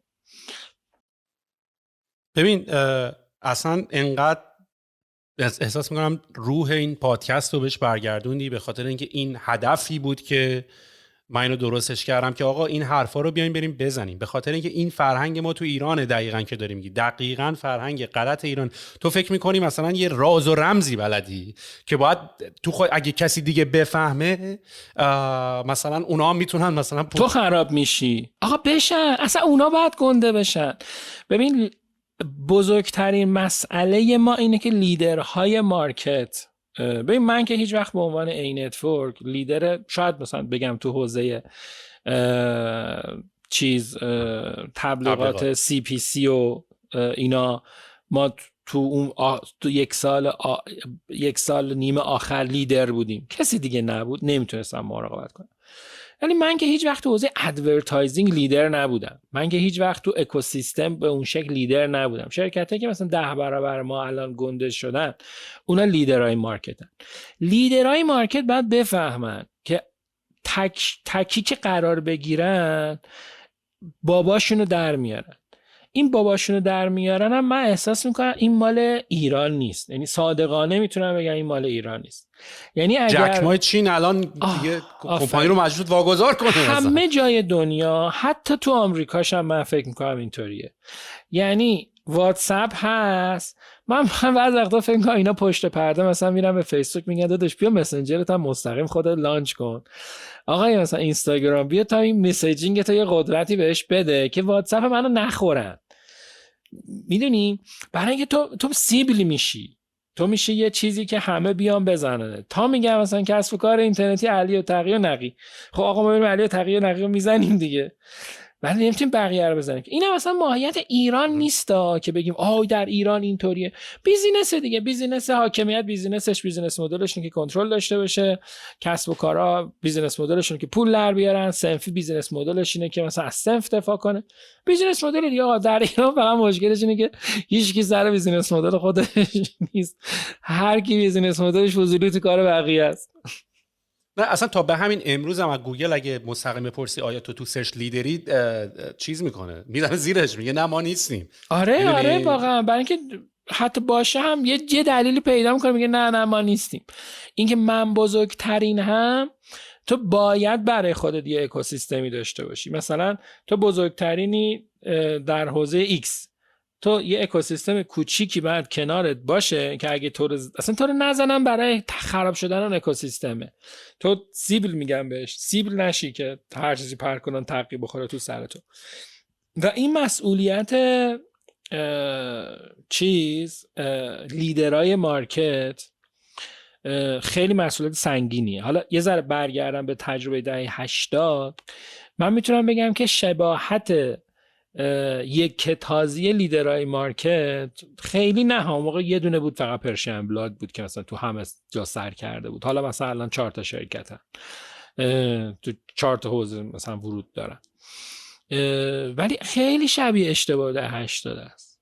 ما دهه 90 اصلا از تجربه بنیانگذاری پرشین بلاک درس نگرفتیم. من امیدوارم واقعا این اکوسیستم دوباره اصلا تو دهه این 1400 2003 1400 اصلا راه نیفته، برای اینکه دوباره یه سری فیلیر، دوباره یه سری ناامیدی، دوباره یه سری شکست، دوباره یه سری حالا ما مثلا دهه 60 دهه 70 تو اینجا دارن قلقم میشن، دهه 80 90 هم دوباره 10 سال دیگه قلقم میشن. یعنی تا موقعی که ما یاد نگرفتیم بریم در بزنیم بگیم آقای ایکس آقای ایگرگ چرا خراب شدی و بیا تجربیاتتو به من بگو، این فرهنگیه دیگه. نمیدونم حالا این نسل مثلا دهه 80 که همه میگن متفاوتن، منم میذاره اعتقاد دارم که کاملا انسانهای متفاوت تری ان، انسانایی که خیلی مثل ما همه چیزو برای خودشون نمیخوان. مثلا دهه 60 بزرگ نشدن که مثلا یار به یکی میگفتن مثلا تو ناخواسته اینجوری میگفتش تو ناخواسته شیر خوش به اسم نمیرسید میمردی، پوشک پیدا نمیکردن خودتو کثیف میگردی، تو خیلی نمیتونی به فکر بقیه باشی. ولی این نسل خیلی این اشتراک رو داره و به نظر من چیز مهمی که باید بدونه اینه که این تجربه رو وقتی میخواد شروع کنه باید بره پیدا کنه، در بیاره، حرف بزنه، بپرسه و اگه دوباره خدایی نکرده اکوسیستمی در ایران شکل گرفت با تجربه قبلی ها باشه دیگه. این ما چرا فیل کردیم، بدترین اشتباه اینه که اونایی که فیل کردن و تو سرزنش کنی. بدترین اشتباه اینه که اونایی که دروغ میگن رو ستایش کنی. اینم یه ساید دیگه اشتباههای اکوسیستمه. مثلا من زرنگه آره، یا مثلا من بابای پولداری داشتم و مثلا اومدم یه استارتاپی با پول بابام زدم، 5 سالم رفتم جلو، استارتاپمو یواش یواش سر جمعش کردم، بهش مثلا گفتم ما مثلا اکوایر شد، از قراقا اکوایرمون کرد و الانم شدم انجل. آقا چرا چاخام میگی؟ چرا خالی میبندی؟ این خالی بندی هم اون ساید خیلی بدیه که من خیلی، یعنی با اینم به شدت مشکل دارم. یعنی همون قضیه که میگم آقا انتقال تجربهاتونو بگیم آقا خالی نبند. من این زیر پله شروع کردن و تو گاراژ شروع کردن یه چیز خیلی مدیه دیگه که مثلا ما با البته گاراژهای سیلیکون ولی از خونه ما یعنی من هنوز از اون گاراژ توش زندگی نکردم. آره خب گاراژهای اونا از ما بزرگتره و ولی مثلا من تا جایی که یادمه ما هیچ وقت نگفتیم که از صفر شروع کردیم. خیلی این جمله رو من دوست ندارم. ببین بعضی از صفر شروع کردن، یعنی تو همون دوره‌ای که تو آواتک بودی، نمیدونم یادته یا نه، یکی از تیما بودش که از یه شهر دیگه اومده بود و اینا پانسیون بودن یا حتی مثلا بعضی شبا که مثلا پانسیون نمیتونستن برن اونجا تو آواتک میخوابیدن یواشکی و اینا، اونا واقعا از صفر شروع کرده بودن. ولی این جستش هم جست خوبی نیست. یعنی من اعتقاد دارم که وقتی اکوسیستم درسته، سالم کار میکنه، سالمه، که تو جست نگیری دیگه. آقا من مثلا چه میدونم، من یه بیزینس خانوادگی داشتم، آنلاینش کردم، آوردم، یه پولی داشتم، مثلا یادم نیست چقدر، مثلا 20 میلیون تومان روزی که با محسن و اون پویا شریک دیگه‌مون خاورزمین رو انداختیم، ما نزدیک 20 میلیون تومان پول داشتیم و شاید نزدیک 50-60 میلیون تومان اسست داشتیم و 20 میلیون اون موقع نزدیک 4-5 هزار دلار بود. تو فکر کن الان 2 نفر مثلا بخوام با هم شرکت جمع بزنن، یه چیزی در حدود مثلا 1 میلیارد تومان الان اسست داشته باشن، تجهیزات داشته باشن، از شرکت قبلیشون بیارن و 300 میلیون تومان پول نقد. خب این که صفر نیستش که مثلا دانشجو نبودم که از دانشگاه بیام بیرون مثلا این کاری کنم. اینم خیلی دوستش ندارم متاسفانه. این که باگای اکوسیستم ما تظاهر به این که مثلا ما صفر شروع کردیمه که خیلی فایده نداره. به نظر من یه پالس اشتباهیه به اونایی که دنبال ما میخوام بیان. آقا من پول داشتم، اینقدر داشتم، شروع کردم، درست خرج کردم، درست مدیریتش کردم.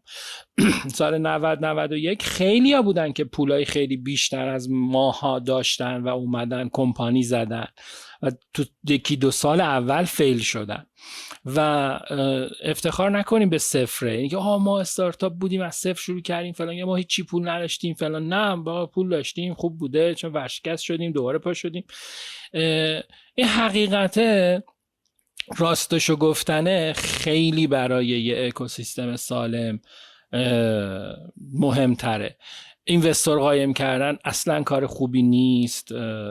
حالا تو میگم شاید مجبور باشی یه وقتا یه کاری رو توی اکوسیستم ایران بکنی، ولی اضافه انجام دادنش حداقل شاید خیلی کار درستی نباشه.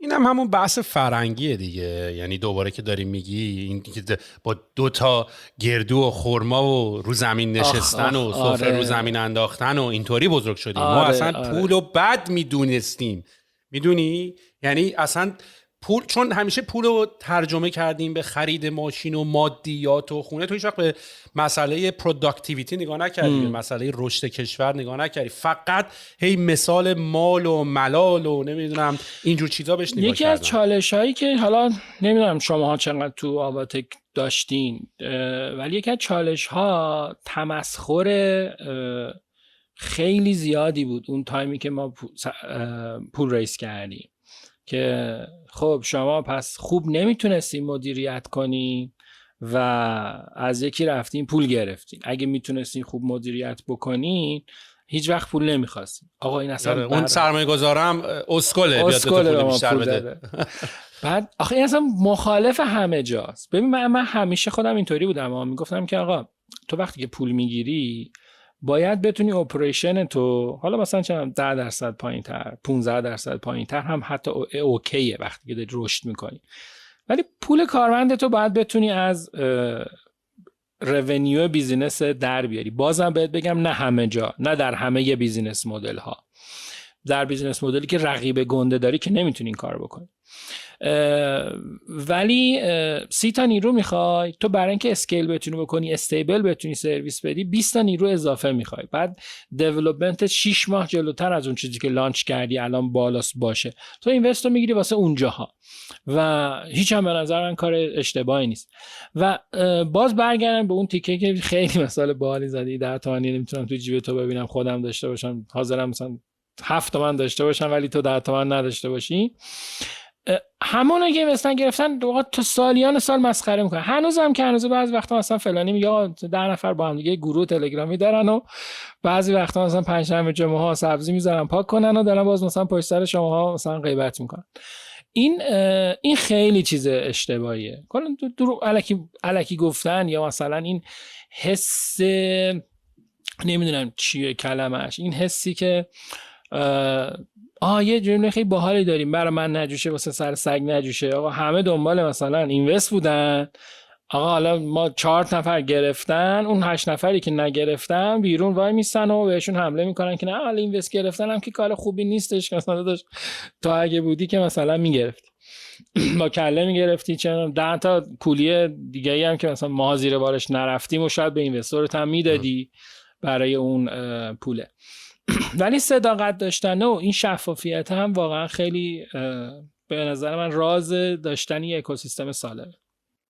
آره، و حتی اون داستان صفر شروع کردنی که تو داری میگی، حالا اشتباه نشه با بوتسترپ کردن، که البته بوتسترپ کردن هم این ورم حالا همچین افتخاری نیست.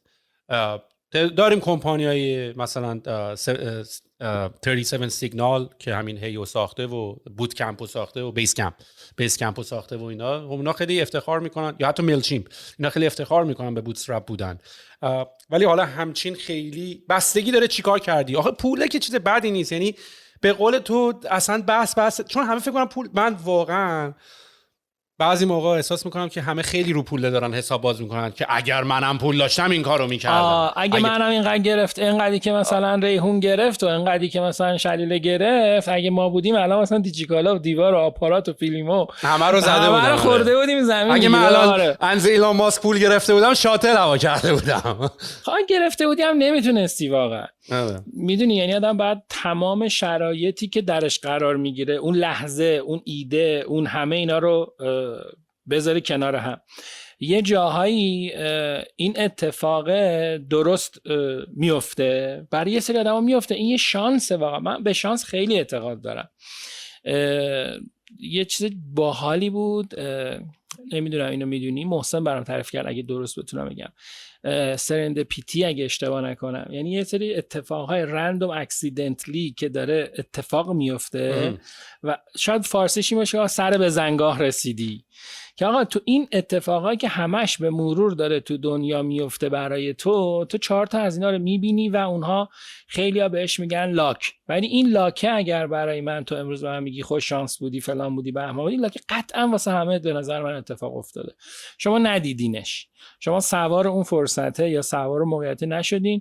شاید هم میشدین بهتر از ما میشدین، یعنی شاید هم نمیشدین. واقعا هیچکی نمیتونه بگه که آیا حتما این اتفاق میافتاده یا حتما اتفاق نمیافتاده. آره من اگه الان با تجربه قبلیم برگردم، تو با تجربه برگردی، خیلی ای ما اگه با تجربه الانمون برگردیم خیلی کارهای بالاتری میکنیم. آره الان برگردیم مثلا از دوران بچگیمون، شاید مثلا 18 سالگی از ایران میرفتیم، شاید مثلا الان مثلا اون موقع رفته بودیم الان مثلا من رئیس مثلا پیپل بودم چه میدونی که، ولی نرفتیم دیگه، برگردیم شاید بریم بشه. برای همین این اتفاقا برای همه میفته و مهمه که تو اون لحظه درست ببینیش، درست واردش بشی و فردا روز یعنی چاخان در موردش نکنی، چون ماها یه رسالتی داریم نسبت به بقیه اعضای اکوسیستم، بقیه آدم‌هایی که حالا چه ممکنه ورودشون همزمان با ما باشه، چه ممکنه که ورودشون همزمان با ما نباشه، ورودشون مثلا توی یه بازه مثلا 10 سال از من کوچیک‌تره. بابا الان شوخی نیست. ما مثلا من اون موقع که این نتورک رو زده بودم، کسی که مثلا 20 سالش بود مثلا 8 سال 9 سال از من کوچیک‌تر بود. الان کسی که مثلا یهو میاد یه کاری داره میکنه، داره میاد وارد بازار کار میشه، 20 سال از من کوچیک‌تره، 20 سالشه. و خب ما نباید واقعا واقعیت رو بهش بگیم دیگه، دروغ بگیم که دوباره میاد مثل ما کلش میخوره تو سنگ، یا نگیم یه چیزی رو. کاملا باهات موافقم، به خاطر اینکه اصلا دلیل این حرفی که زدی رسالت ما اینه و منم به خاطر اینکه یه اتفاقی که وجود داشت اینه که توی یه دنیایی هم هستیم که تو مثلا خیلی از کارا و کورس‌ها رو اگه بخوای بخونی یا یه سری از شغل‌ها رو بخوای بری توش، خیلی باید هزینه کنی، باید درس بخونی، باید یه سری جاها بری که حالا غیر مستقیم یا مستقیم به پول و یه سری شرایط خاص احتیاجه. این دنیایی که ما اومدیم توش، خیلی از آدما با عشق کلی مطلب فری، کلی سافت‌ور مجانی، یعنی این فرهنگ انتقال اطلاعات و گردش اطلاعات و اوپن سورس و بتونی بری خودت باز کنی، نگاه بکنی، خیلی همیشه این عشق به علمه بوده. اینا دوست دارن تولز اوپن سورس استفاده کنن ولی یه پوسته مثلا می‌نویسن میزنن روش 10 تا قفلش کنن، یه دونه قفل سخت افزاری هم بزنن روش، کسی ازش استفاده نکنه. تو نمیتونی به اوپن سورس و دنیای باز اعتقاد داشته باشی بعد اکسپریانس تو شیر نکنی. داداش طرف کد زده، پاره شده، مثلا کد زده 10 بار تست کرده به یه چیزی رسیده، انتشار داده، تو داری ازش استفاده میکنی. بعد توی تجربه تو مثلا فکر میکنی که عجیبه. خب بعد من این تجربه رو به تو بگم، تو چیزی بهش اضافه میکنی. این کامیونیکیشن دو طرفه، این گفتگو، گفتمان، فیدبک دادن، اینا مثلا همه چی. مثلا این که میگم آقا مثلا واقعا فارسی لنگ میزنه، آقا فیدبک رو چی بگم؟ مثلا آقا فیدبک یه دو طرفه است دیگه. بازخورد من یاد چک میافتم. یعنی مثلا یه چیزی گفتی طرف چک رو زده زیر گوشت، بازخوردش این بوده که مثلا طرف مثلا زده زیر گوشه. خب اینه دیگه. اینو من تو ادبیات هم یاد گرفتم، من اینو تو مدرسه از بازخورد یاد گرفتم. هر دفعه مثلا یه چیزی به معلم گفتی، بازخوردش میشه که مثلا بخواد چک بزنه تو گوشت، این بازخورد معلم بوده، باش بزرگ شدیم. ولی میرسیم به فیدبک، یعنی دو طرفه است. یعنی من یه فیدبکی به تو میدم، تو به من فیدبک میدی، با هم دیگه ایمپروو میکنیم، بهتر میشیم، توسعه پیدا میکنیم، من کاراکترم بهتر میشه، تو کاراکترت بهتر میشه. این بچرخه. این اگه بچرخه آدم‌ها رشد میکنن دیگه. این اصل چیزیه که به نظر من تو اکوسیستم گم شده. هی بریم میگم چرخه اکوسیستم پول است، چرخه اکوسیستم منتور است. آخه منتور وقتی که میاد تیمو میبینه، بابا داشتیم تو آواتک دیگه، منتور میاد تیم رو میدید، ادوایس غلط میداد. بعد من اینطور بودم که یا حضرت عباس این چی داره میگه؟ مثلا چرا داری پرت و پلا میگی؟ یا مثلا طرف میومد میگفتش که فلان استارتاپ رو نپذیریم. آقا چرا نپذیریم؟ مثلا زورت چیه؟ کارت چیه؟ به تو چیه؟ مثلا تهدید میکنی مثلا چرا اینو نپذیریم؟ نه ما میخوایم یه ایده ای داریم، ما مثلا میخوایم کفش ورزشی لانچ کنیم، مثلا استارتاپ ایکس رو نیاریم تو آواتک، بر ما شاخ میشه. خب آقا بعد زدن دهن تو، ببخشید، آسفالت کردن، سرویس کردن. حالا چی میشد؟ مثلا اون میمد تو آواتک، تو تجربیاتشو بهش میگفتی، فانل فروششو بهش کمک میکردی، تو مارکتینگ بهش کمک میکردی، سهامش هم میگرفتی، 10% میگرفتی، بعد 20% میگرفتی. حالا مثلا هنر کردی، مثلا 10 تا مثلا تیم کوچیک و لهولورده بکنی. بعد تو همه اینا میری همینه، ویسی همینه، منتورشیپ همینه. نمیدونم چجوری میتونم بگم. یعنی آقا یه جا باید رها کنیم، یه جا باید اون باورهای غلطمون رو ول کنیم. میگم من باز دوباره ما خودمون هم پخته تر شاید شدیم از قضا. یعنی ما هم شاید خودمون اینطوری بودیم. نمیدونم، این راز سری منه، این حرف رو من نمیزنم، من اینو به تو نمیگم، من این کارو نمیتونم. همش هم از به قول تو از دوره میاد که همه این چیزا کم بوده، از توی دوره محدودیت میاد. ولی من فکر کنم این نسل جدیدتره یه مقداری به واسطه این که با اطلاعات و دنیا و کامپیوتر و اینا بزرگ شده، خب مسلماً متفاوته. یعنی یکی از دلایل اگر تفاوتی بین ما هم باشه با بقیه آدما اینه که یکم مثلا من خب مطالعه است، یعنی فقط بحث مطالعه است. یعنی بچه‌ای که الان 3 سالشه با آیپد داره نتفلیکس میزنه، من واقعا کرکوپرم ریخته. بچه دوستم 3 سالشه آیپد رو میگیره، خودش نتفلیکس رو باز میکنه، انتخاب میکنه تو نتفلیکس کیدز. و جالبش اینه که تو این نسل که زی جنریشن میگن، الان مثلا تو مارکتینگ اینطوریه که میگن قبلا مارکتینگ خیلی لوکال بود، یعنی کشور به کشور، ریجن به ریجن. نهایت مثلا در مورد اروپا میتونستن یه کمپین مشترک درست کنن، نهایت در مورد مثلا کشورهای عربی میتونستن این کمپین مشترک درست کنن، برای اینکه اینا بزرگ شدنشون متفاوت بوده. ولی این زد جنریشن، نسل جدیده، تو دنیا هم اینطوریه که کمپینای گلوبال خیلی بیشتر شده. یعنی اصلا میاد میگن آقا من یه محصول میتونم تولید بکنم و در تمام دنیا بدم بیرون. مثالش شاید مثلا نمیدونم مثال درستیه نه، ولی مثلا آیفون. ولی تو وقتی که بری مثلا به گذشته نگاه کنی، مثلا سونی همیشه اینطوری بودش که مثلا 60 مدل ضبط تولید میکرد، مثلا مال 30 سال پیشه ها. باندایی که نور و چراغ و برق میزدن مثلا واسه آسیا و خاورمیانه و کشورهای عربی بودن. اونایی که مثلا دیزاینای یه جور دیگه داشتن واسه آمریکا و اروپا بودن. ولی خیلی گلوبال نبود که مثلا من یه محصولی بزنم همه ازش استفاده کنم. که تو استارتاپ‌ها تو می‌بینی اصلا لوکالایزه کمتره. مثلا اسپاتیفای میگه همه دنیا استفاده میکنن، چه میدونم میل چیمپ اسمش آوردی الان تو ذهن من، همه دنیا دارن ازش استفاده میکنن. لوکالایزه واسه یه سری پروداکت هاست، مثلا اونا یکی شیپمنت داره، اونایی که مثلا فیزیکالی تو اون کشور باید یه اپریشنی داشته باشی، حالا تو هر ساید بیزینسه. ولی این نسل متفاوتشه که تو همه جای دنیا یکیه، یعنی حرف همو خیلی راحت‌تر میفهمن. ولی باز هم این مسئولیت ما داریم که آقا اون ساید که تجربه ماست، بدبختیایی که کشیدیم و بدون اینکه بگیم که اوه نه من مثلا اینا تجربه من است و با گرانبها به دست آمده، اینا قشنگ باهاشو به اشتراک بذاریم دیگه. پوز دادن نداره که آقا بگو این کار اشتباه کردم، این کار درست نه حالا بذار و دلیلش هم یعنی باید به درکش برسیم که چرا باید این کارو بکنیم. یعنی مثلا من یه حرف یه نفری توی دیدم تو کامنت نوشته بود که مثلا از موقعی که طبقه 16 پادکست داده همه پادکست دادن. خب بعد من اولا اینطوری بودم که اولا که خب من که مسلما اولین پادکست ایران که نیستم، پاپولار ترینم نیستم، هیچ کنم از اون نیستم.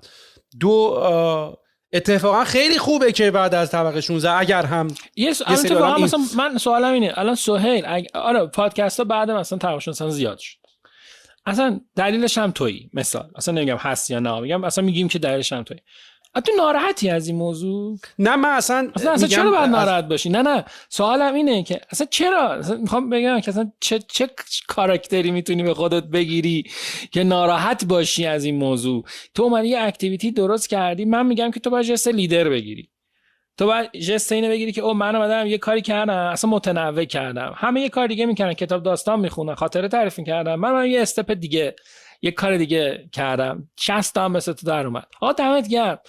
اون کاراکتره که اگه ناراحت بشی رو ما باید حذف کنیم، چون کاراکتر درسته تو که درسته، ولی تو چه کاراکتری بری، چه طرز فکرت چه جوری باشه ناراحت میشی، اون اشتباه. از همون اسکارسیتی میاد دیگه، از همین که این کمه. ببین مثلا من توی یه پادکست با کیاروکنی که از بچهای همین جنزی محسوب میشه، خب چرا یه همچین طرز تفکر بررسی کنیم، چرا یه همچین طرز تفکری وجود داره؟ به خاطر اینکه من فکر میکنم که اگر یک پادکست دیگه ای بیاد رقیب زیاد میشه، از شنوندگان من کم میشه، از به جای که اینو گوش کنن میرن یه چیز دیگه گوش میکنن، یه همچین طرز تفکری هست دیگه. در صورتی که مثلا وقتی با کیاروکی داشتم صحبت میکردم که توی موزیک و اینا استریمرن و تو توییچ و اینا اتفاقا خیلی برعکس ما، یعنی ما اینقدری که ما نیستیم و از بقیه تعریف نمیکنیم و به روی هم دیگه حساب نمیکنیم، اون از یه بازی دیگه نگاه میکنن. یعنی اینجوری که آقا اگر یک استریمر دیگه بیاد تو توییچ فارسی مثلا شروع کنه استریم کردن، کلی برای خوش آدینس بگیره، اسکی یه کانسپتی هم دارن که بعد از اینکه استریمشون تموم میشه میتونن ویوراشون رو بریزن روی یه استریم دیگه. و بعد میگه که اگر یاری داشت گفت مارکت استریمینگ با داره بزرگ میشه، میدونی همون کانسپتی که ما هم توی سفارش آنلاین غذا داشتیم، یعنی ما نسبت به مثلا اسنپ فود و اینا هیچ وقت حالت ای بابا اینا اومدن مارکت، ما همش اینجوری که داره بازار داره بزرگتر میشه که عملاً همینطوری شده. یعنی ما کلی آدمو ترین کردیم و مشخص کردیم و تقدیم کردیم، بسته‌بندی دادیم به اسنپ فود، ولی اتفاقی که افتاد کلی آدم ترین کردیم و کلی نیرو ترین کردیم و دوباره دسته‌بندی تقدیم کردیم به دسته‌بندی. و اتفاقی که میفته این بود که اونا این طرز تفکر رو اونا خوب بازی رو فهمیده بودن. یعنی اونا اینجوری بودن که اگر یارو داره مثلا استریم منو نگاه میکنه تو اون تامنیلای بغل که داره مثلا بهش سجستشن میده، یا منم اونجا میبینه، بعد یا مثلا دوتامون میشه 4 تا، 4 تامون میشه 8 تا، 8 تامون میشه مثلا 16 تا. ما یه ساید کاراکتری داریم که بعدمون میاد. آره یعنی دیدی تو توییتر منشن نکنم مثلا یه موقع خدایی نکرده مثلا یه موقع مسئله منشن داره لایکاش بره بالا. آقا هر کی مخاطب خودشو داره، کانتنت خودت تولید کن. اتفاقا اون وقت خیلی مهمه که تو حتی تو یه سگمنت کوچیک اپینیون لیدر باشی. و اینجا نه، اصلا همه خیلی عجیبه. ما باید اون ساید درونمون رو پیدا کنیم، به نظرم بکشیمش. یعنی هر جایی باید یه چیزی تو ذهنمون باشه، هر موقع اومدیم این شکلی شدیم که مثلا بدونیم اون شایان بد است، به نظر من اون شایان بد جنس است، اون شایان ناروزنه است. هر موقع اون کاراکتر میاد بالا که من ناراحتم از مثلا موفقیت فلانی، من ناراحتم چرا فلانی هم این کارو کرد، موقع به خودم بگیم بابا بیزینس مدل یعنی عوض میشه، انسان یعنی زنده است، تغییر میکنه. تو اگر امروز، حالا مثال خودتو زدی، سهیلی که امروز اومده طبقه 16 رو زده و مثلا 10 تا پادکست جدید در اومده، باید بره لول بعدی. نمیدونم لول بعدی کار تو چیه، هیچ کسی هم بهتر از تو نمیدونه. حالا باز مثال مثلا طبقه 16 تو یه لول آپگرید کنی. و نکته مهمی که تو هستی و خواهی بود اینه که تو همیشه اونی باشی که آپگرید شده است.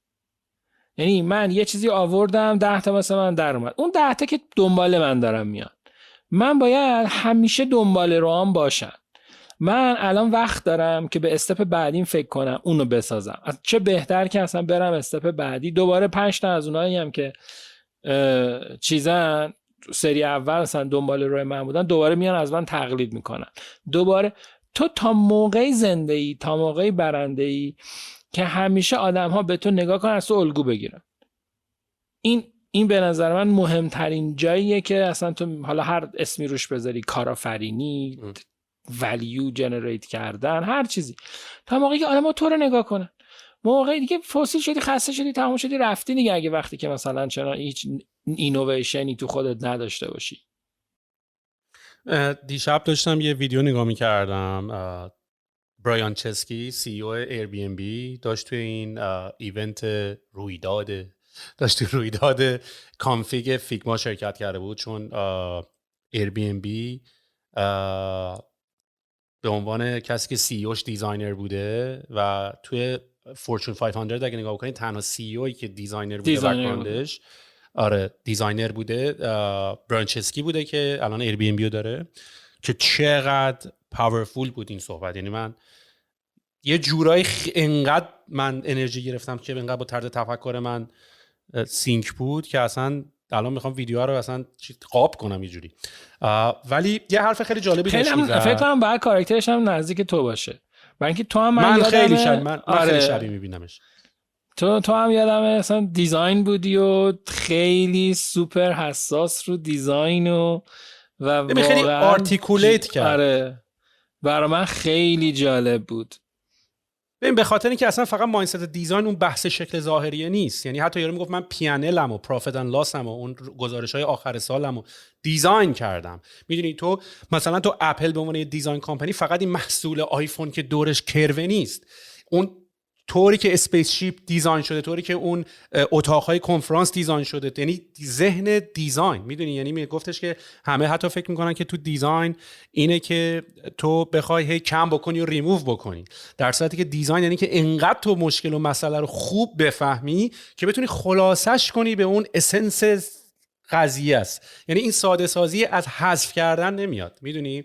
و کلمه دیزاین یعنی اصلا که آقا مارکتینگ فانکشنش رو دیزاین کنه، میدونی، کمپینش رو دیزاین بکنه، نه اینکه حالا مثلا تو یه تبلیغ گذاشتی، یه SEO کردی، یه چیزی گذاشتی. یعنی ذهنیت دیزاین نه فقط تو اون شکل ظاهری، بلکه در دیزاین کردن زندگی، دیزاین کردن کمپانی، دیزاین کردن میتینگ، دیزاین کردن. یعنی ماها هممون یه جورایی بخوایم نخوایم به هر حال دیزاینریم، میدونی. حالا این دیزاینر رو توی اشکال و توی شکل دیگه مختلف دیگه میتونی ببینی. ولی داشت چیز خیلی جالبی که داشت میگفت، چون میگفت من زمانی که کووید شد زندگی و کمپانیم جلو چشم فلش زد، میدونی. یعنی اینطوری بود که ما چند ماه قبلش IPO شده بودن، کمپانیشون پابلیک شده بود و آرتیکل می اومد next billion dollar company و از این داستانا و اینا. میگفت چند هفته بعدش آیا ایر بی ام بی وجود خواهد داشت، آیا مثلا اینجوری بود. اصلا ما یعنی یه رولر کوستر اینطوری رفتیم. و میگفت تو اون مدت من خیلی فکر کردم به عنوان نقشم به عنوان سی او که مثلا من الان تو این کمپانی که الان دیگه بیزنس مدلش هم داره کاملا ضربه خورده چه اتفاقی میفته. ولی یه حرف خیلی باحالی زد، من خیلی حال کردم. گفت استیجای رشد یه کمپانی اینه که اول یه ایده داری و بعد MVP تو میسازی. بعد از اینکه ایده تو ساختی و MVP تو پیدا کردی و پروداکت مارکت فیت رو پیدا کردی و اینا، فاند ریز میکنی و اسکیل میکنی و گروث داری و بعدش میری IPO میشی و بعد از اینکه IPO میشی پابلیک کمپانی میشی و بعد دوباره استیج بعد اینکه دوباره ری اینونت یورسلف، دوباره خودت از اول باید خلق بکنی. و برمیگردم به همون حرفی که خودت زدی. یعنی حتی به قول تو این مثال پادکست اینه که اول همینه. یعنی اصلا اگر هم دلیلی بر گرفتن لطف کسایی که دارن این پادکست رو گوش میکنن شده باشه که شیرش کردن و به واسطه صحبت و شیر، اصلا هم پادکست هم راجع به من نیست. یعنی نکته که وجود داره اینه که من میفهمم که مهمانان من هستن که داره آدما رو پول میکنه به این ثبت پادکست و اینا رو میارن و اینا. یعنی کردیتش خیلی رو من نیست اصلا. ولی اگر هم ساکسسی درش بوده که حالا یه رشدی داشته، این هم به خاطر همون نگاه بیزینسی است. یعنی من اول ایرانی بازی هم خوب نیست، اینی که مثلا کردیتش رو من نیست هم سوال ایرانی بازیه. مثلا نباید اینو بگی واقعا. من میگم که هر کسی که هر کاری که میکنه آخه نیست شایان، یعنی اگرم مثلا تونسته یه رشدی ولی بکن. من میتونم بگم هست. نه من نمیگم بی‌نقشم، من فاز هامبلنس ور نداشتم. من فاز چون مثال شبیه اصلا این تعارفای ایرانی بود که اینم خیلی چیز خوبی نیست. نه هر کسی باید نقش خودشو به نظر من خیلی روشن و کامل بدونه. ولی منظورم اینه که ولی میخوام بگم اتفاقا همین حرفتو بخوام درست بزنم میشه استراتژی من برای جذب شنونده اتفاقا فالوورای مهمونان بوده. دقیقاً. برای اینکه مثلا نمیدونم اسمشون هم واقعا من پادکستای اونطوری خیلی نمیشناسم که یکی میاد شروع میکنه حرف زدن کتاب میخونه، خیلی فن اون استایلم نیستم.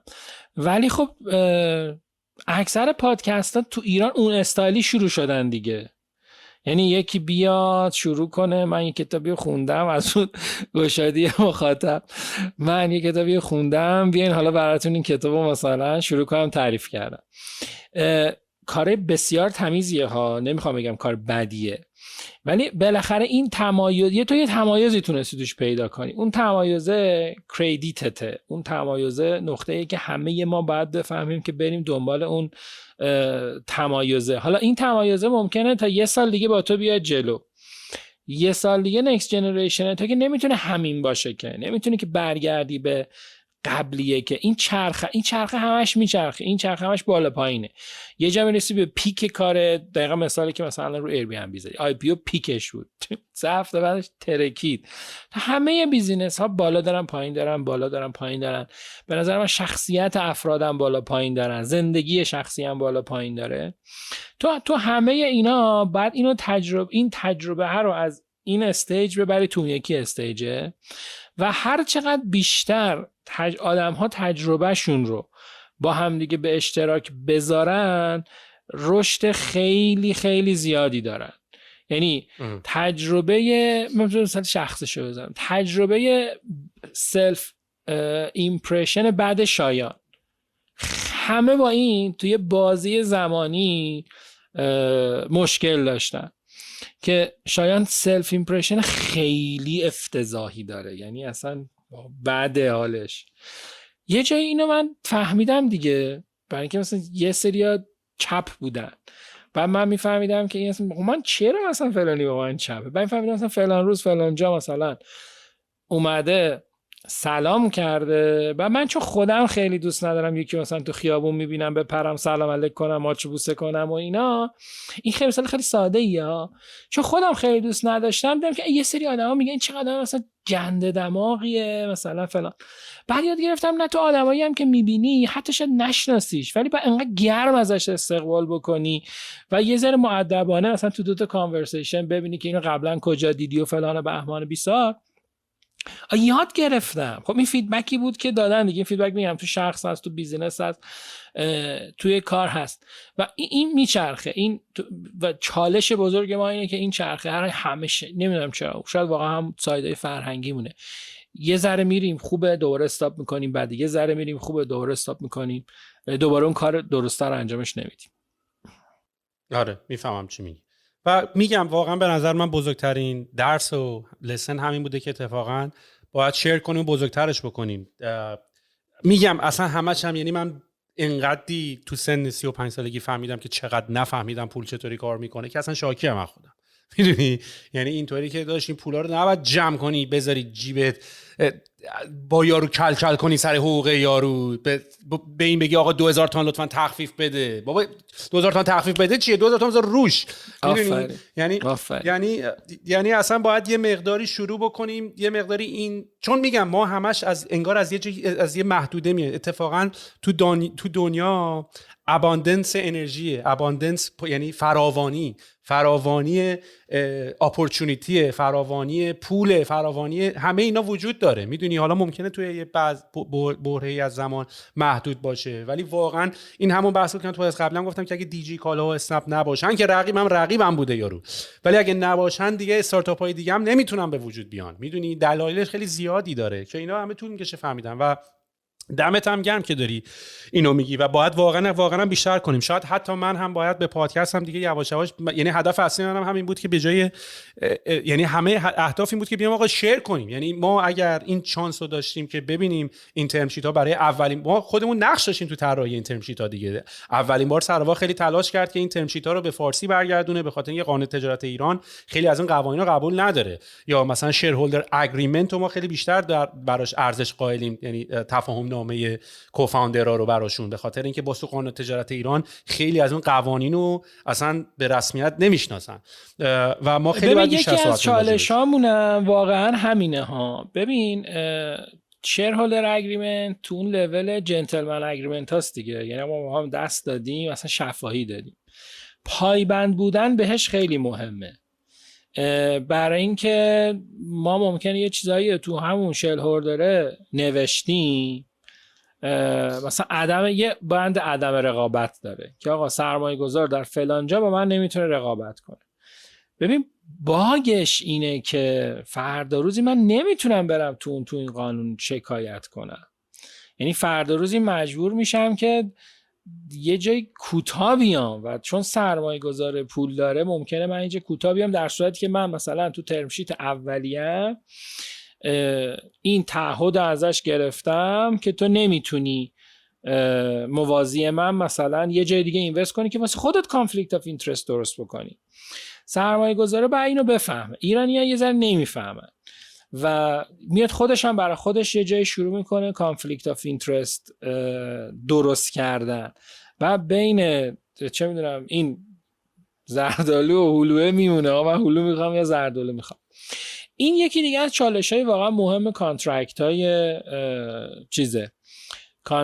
های شیرهولدر اگریمنت های ماست که تضمینش برای سرمایه گذار این بود که پول نمیده، تضمینش برای ما به عنوان بنیانگذار این نبودش که اون پنالتی داره.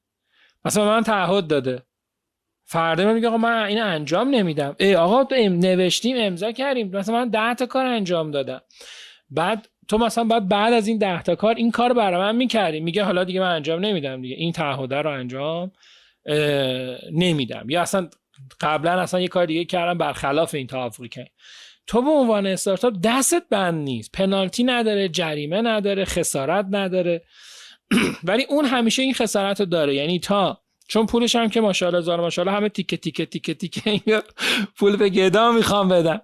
آره پدر ما اصلا این کشت ما رو، آره انگار پول میخوام به گدا بدن. حالا این تجربه راستش خداوکیلی با من نبود، یعنی میگم ما به دلیل اینکه بازم شانسی که داشتیم فروشمون سرعتش زیاد بود، تو هر ماه داشتیم تارگت میزدیم، خیلی این گیروگو رو اینجوری نداشتیم که آی وای مثلا من الان حقوق ندارم بدم، مثلا تو داری اینوستو دیر میدی و تأخیر میفته، که واقعا میخوام به جرئت بگم نه تنها شما، تمام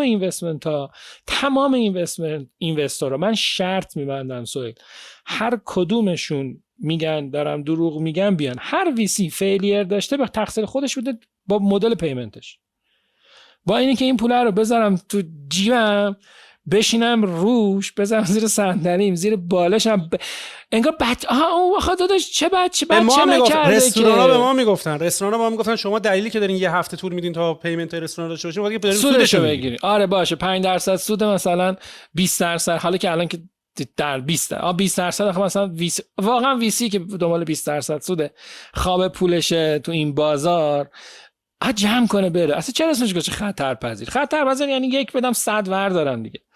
ولی این چالش ما نداشتیم، ولی می‌خواستم بگم تمام ویسی ها به نظر من فعلیتشون به خاطر عدم پرداخت پول بوده، یا پول نداشتن. یه سری آدم مثلا بچه پولدار، حالا میگم بچه پولدار نه، ولی یه سری آدم سنتی دور هم جمع شدن، یه روز خوشحال بودن، گفتن که ما یه ویسی بزنیم، نفر 5 تا هم بذاریم، سر خوشحالیشون نفر 1 هم گذاشتن، 5 تا جمع شده، رفتن 4 تا تیم سرمایه گذاری کردن.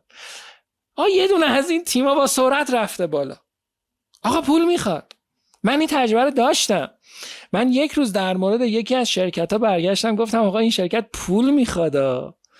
بعد به من گفتن که تو میدونی این شرکت اگه گندش اگه بگیره این نتورک رو میخوره، این نتورک باید بره زیر مجموعهش. گفتم که خب آره اصلا داداش چی داری من میگی، من دلیل سرمایه گذاریم تو این شرکت این بودش که این اگه رشد بکنه من میرم و من میخوام بچسبم به این اگه رشد بکنه. ولی بهش گفتم آقا شما میدونین این پول میخواد، این ماه داریم بهش میگیم 500 میلیون بدیم، ما بعد 600 تا میخواد، ما بعد 700 تا میخواد، ما بعد 1 میخواد، نداریم بدین، نمیتونیم بدیم. نه بذار بره، تو چرا میخوای جلو؟ این به نظر من بزرگترین مشکلی که اتفاق افتاد، که البته اون بنده خدای سرمایه‌گذارم اونم مشکل خاص خودی بشینی با اونم صحبت کنیم، همینجوری که داداش منم اینجوری رفت تو پاچم میدونی.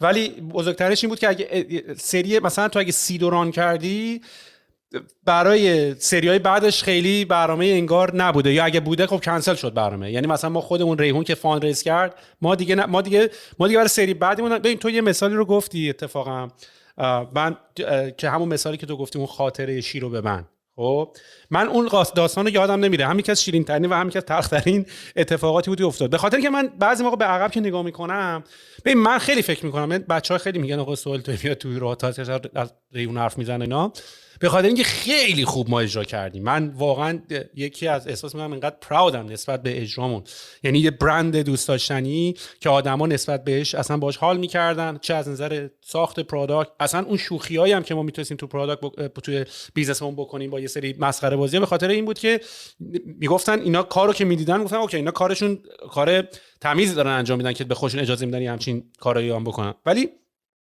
یعنی مثلا ما همون اول خیلی سریع رشد کردیم، مثلا زود فود بود اول، تو این همه سال وایساده بود، بعد یه کمپانی خریده و باز هنوز نمیتونستن کاری بکنن، بعد ما خیلی سریع اومدیم توی بازی و شروع کردیم یوزر گرفتن و این داستانا.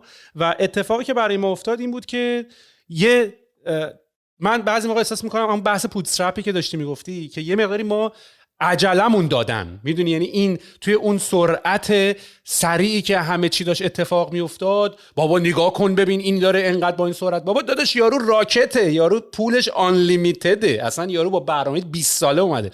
و ما هی مقایسه‌های لحظه‌ای، مقایسه‌های اینطوری که و من یادمه دیگه، من سعیدو که من حتما دوباره باید بیارمش پادکست، به خاطر اینکه تریبون اون باری که اومد سعید پادکست دست سعید بود، به خاطر یه مدت زمانی که خیلی سکوتش شکونده بود، ولی من سوالامو همچنان دارم میدونی. و البته باشم آفتر رکورد خیلی راجع به موضوع صحبت کردم، ولی خب مثلا یه اتفاقی افتاد، من یادمه ما خیلی داشتیم تر و تمیز پولمون رو خرج می‌کردیم اتفاقا، به جایی که بریز به پاش داشته باشیم.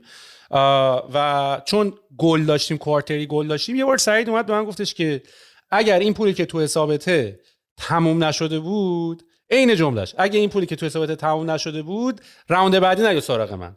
به این معنای این که حرفش درست بود، حرفش تو اسکله سیلیکون ولی هم خیلی درست بود، به این معنای این که من پولو بهت ندادم روش بخوابی، من این رشد رو ازت اکسپکت میکنم و اگر این رشد رو نمیکنی، یعنی نه یا پول تو حسابت باشه و رشد هم نکرده باشی، یا پول رو بسوزون یا رشد نشون، یه کاری باید این وسط بکنی، روش نخواب. ولی من همچنان داشتم زیرساختمو درست میکردم که خیلی بابا زیرساختم، ملت میگن زیرساخت داشت، زیرساخت یعنی این که برق، یادت زمانی برق میرفت چپ و راست، مثلا ما کل پروژه‌مون شده بود که بریم ژنراتور توی مثلا آفیس نصب کنیم، میدونی، زیر ساخته اصلا کلمه زیر ساخت به AWS نمیرسه، زیر ساخت آسانسور من کار نمیکنه داداشم. ولی بذار شما خیلی ساختمون عجیبی بود. آره ولی بذار مثلا اینو بهت بگم، یعنی مثلا اصلا خیلی خنده‌دار بود. ولی نکته‌ای که بود این بود که اگه یاد باشه ما اومدیم اون تخفیف 80% رو گذاشتیم و بعد اومدیم با ای نتورک شروع کردیم کار کردن که شروع کنیم ترافیک ریختن و سخت نبود. یعنی ما اگر یکی از اینجا بود که ما اگه آماده باشیم، هر موقع آماده باشیم، یه استرس تستی هم بود البته، یعنی تو همیشه زیر استرس تست میری ببینی چند مرده حلاجی و اتفاقا زیر فشار و ددلاین یه سری اتفاقات خوب میفته. حالا خودش یه پادکست اصلا بخوای اون کمپین رو بخوایم ریویو بکنیم، ولی اتفاقی که افتاد این بود که ما رو زیر فشار گذاشتن. یعنی من اینطوری آقا چرا من باید الان یه روز، من که دیروز اوردرام انقدر بود، چرا الان باید یه روز 100 برابرشو بزنم، میدونی؟ سعید من میگفتن که شما که نمیتونین ترافیک بدین، که شما مثلا روزی 100 تا میتونین ترافیک بدین، میتونین ترافیک بدیم. من گفتم که ترافیک میخوای بریزم ترافیکو. یه چیزی ازت بپرسم که میدونم سوال بوده، نمیدونم جواب چیه، ولی ازت بعدم نمیدونم بپرسم، چون این تو دنیای کلیک ها و اینا هست. به خاطر اینکه شما بیس آن کلیک شارژ میکنین، آمارم میدی میگه اینقدر کلیک خورده منم اینقدر شارژت کردم. همیشه بحث این بوده که داداش اینا کوالیتی نیستن، این کلیکا اینقدر منو شارژ کردی میگی 1000 تا ریختم، من این 1000 تا نمیبینم، من شاید ماکسیمم 200 تا ببینم. اینا یا فیک کلیکه یا بات یا یه چیزی هست. این بود یا نبود؟ یا اگه بود شما نمی‌دونید چه اتفاقی داره میفته؟ 45% ترافیک فیک بود، یعنی این تو همه جای دنیا هست. نصفشو میتونستیم دیتکت بکنیم، پولشو نمیگرفتیم، به پابلیشر هم نمیدادیم. این پابلیشرایی بودن که بلاک میشدن. نمیدونم یادته یا نه، یه استپی این تو 2-3 سال آخر اتفاق افتاده بود. تو کمپین رو ران میکردی، آخر ماه یک گیفت کارتی میخورد تو حسابت، یعنی مثلا 20 میلیون خرج کرده بودی، یهو 1.5 میلیون دوباره پول تو حسابت اضافه میشد. ما بلاک میکردیم، پول کلیکا به عنوان گیفت برمیگشت. خیلی ولی دیتکت کار سختی بود، یعنی انقدر سخت بود که فقط به نظر من گوگل و فیسبوک و مایکروسافت و دنیا میتونن اینا رو واقعا دیتکت کنن، یعنی این کمپانی، یعنی اینایی هم که الان بگن هر کی، نه تنها ایران ها، حتی تو مارکت کانادا هم اگه یکی بگه و پولش هم میدن، یعنی قابلیتشو داره که پولش رو بده. آره دیگه آقا، مثلا سرویسی که چه میدونم سابسکریپشن ماهانش برای فراد دیتکشن اون موقع $10,000 بود، میدونی چیزی نه یه کار باحالی که اونا میکنن میزنن زیرش و جریمه‌شو میدن. مثلا فیلم مایکل جردن که مثلا اگه کفش NBA مثلا باید بالای 50% رنگ سفید توش بره، کفش مایکل جردن بیشتر از 50% قرمز توش داشت. بعد مثلا نایکی اینجوری که داشت میدم من جریمه‌شو میدم، اتفاقا میخوام نویز ایجاد بشه که ما قانون رو زیر پا گذاشتیم. یا گوگل اگه کلیک اشتباه میخورد پولشو میداد. آره ولی تو اون ترافیک فیک هم بود، خود گوگل هم داره. ولی بزرگترین چالشی که وجود داره و هیچ وقت هم نتونستیم اینو به کسی بگیم، اختلاف کلیک و با آنالیتیکس بود. و اگه دیگه آخرش دیگه رسوا شدیم، یعنی خسته شدیم، رسوا که نه خسته شدیم. من یادمه که تو اون صفحه‌ای که می اومدن آمار رو میدیدن اون بالا گفتم که لینک خود گوگل رو بذارن، چون گوگل هم یه آرتیکلی داشت که اگر از گوگل ادز چیز میگیری، کلیک میگیری، من تو گوگل کلیک میشمرم، این ولی کلیک تو آنالیتیکس هم نمیارم، این ور سشن نشون میدم و این میتونه اختلاف داشته باشه. آره این چیزی بودش که هیچ وقت ما زورمون نرسید، یعنی در هر چیزی تونستیم این فرهنگش رو جا بندازیم، اینو نتونستیم جا بندازیم. و مشکلش هم واقعا میدونی چی بود؟ مشکلش نبود تولز بود. تولزایی که بیان ولیدیت کنن ترافیک منو، تولزای بسیار گرونی بودن و اکثرا رو ایران تحریم بودن.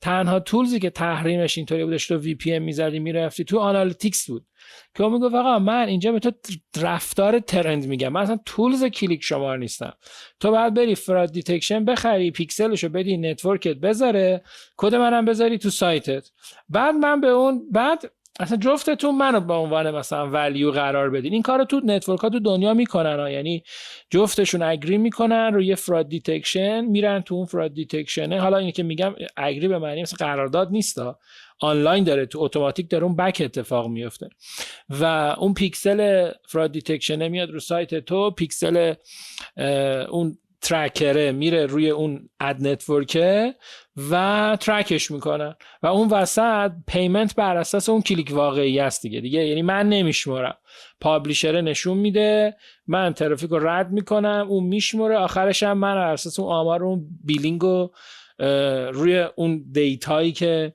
اون واسطه داره میده نشون میشمارم. که میگم خیلی گرونن واقعا. و اون موقع هم یه بار ما سعی کردیم که یه همچین چیزی رو بیاریم توی ایران بذاریم رو ترافیک اد رو، دیدیم که بابا ما 2 برابر اینوستمنتمون پول بدیم مثلا از اینا لایسنس بخریم بذاریم رو این ترافیک. یعنی با اون ترافیکی که ما داشتیم مثلا از 200 میلیون ایمپرشن تو روز، مثلا بعد روزی مثلا $10,000 پول فراد میدادیم که اصلا تو مارکت ایران جوک بود. بعد راه حل تا من یادم نمیره، خیلی این خندم نمیدونم تو یادت میاد یا نه، چون مثلا من هم میومدم بهتون گفتم شاید با من اوردر میخوام، ما دیسیبل کردیم دکمه تو، ما هارد کد رفتیم فکر کنم یه کد گذاشتیم که سهیل دیسیبله. بعد یه یادم مثلا تو اینجوری بود که شاید مثلا من ترافیک میخوام، تو اینطوری بود که 200 میلیون بده و من اینجوری که تو که وضع فاندینگ ما رو میدونی مثلا، بعد تو اینجوری برو از سعید بگی. بعد من و تو همیشه اینجوری بودیم که مثلا یعنی تو همیشه طرفدار این بودی که همه برن فاند ریز کنن، چون درصد آخه تو دنیا هم همینطوریه. یعنی الان آقا بیزینس مدلش همین. اصلا سعید چرا به نتورک اینوست کرده بود؟ من اصلا چالش هم چرا پول نمیدی به اینا؟ برای اینکه تو این نتورک اینوست کردی که این همه بیان تبلیغاتشون رو بیارن رو من و من بتونم اینقدر پول داشته باشم برم اون فرادر رو بخرم. تو 40% فاندینگو می‌خواستی اما یعنی چی؟ همین الان ما 40% شدم شاید. همین الانم میگم هر استارتاپی مورد اکسپریانس من به آیندگان، هر استارتاپی ریز میکنه 40% رو وزارت مارکتینگ. ولی جدای از شوخی، یه مسئله خیلی عجیبه این که میگی مثلا تو میگفتی برو پول بگیر از سعید. من یه بار آخه این کاری کردم. من به یکی 600 میلیون کردیت دادم، بعد قبل فاند ریزینگش بود. بعد قولش هم از سعید میگرفتیم. نه نگرفتم و گفتم که بیا من اعتباری به تو میزنم و برو جلو. آها اینا رفتن. ولی تو خودت مگه نباید پرداخت میکردی به طرف به پابلیشر آخر؟ ببین خیلی پروسه اد نتورک پروسه پیچیده‌ایه. یعنی درسته به پیچیدگی لاجستیک مثلا دیجی کالا و استمپ و اینا نیست، ولی پروسه پیچیده‌ایه.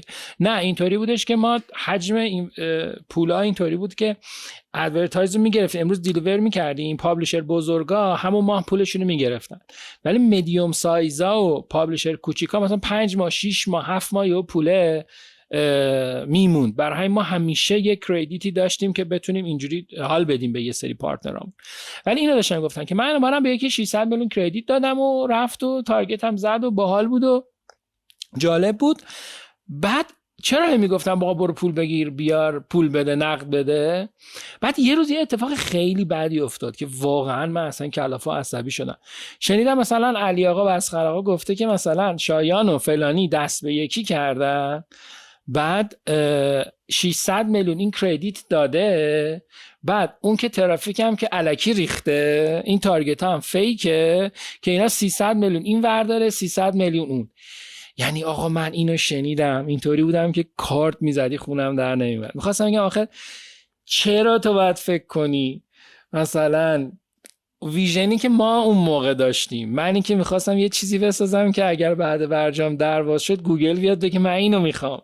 یعنی اصلا اگه زیر ساخت منم بریزه دور که باش قابل مقایسه نبود، بگه آقا اکسپریانس این در کلاینت هندلینگ مثلا ایران و ساخت مثلا لندینگ پیج و بنر و اینجور چیزا چیزیه که من 100 سال دیگه هم نمیتونم باشم.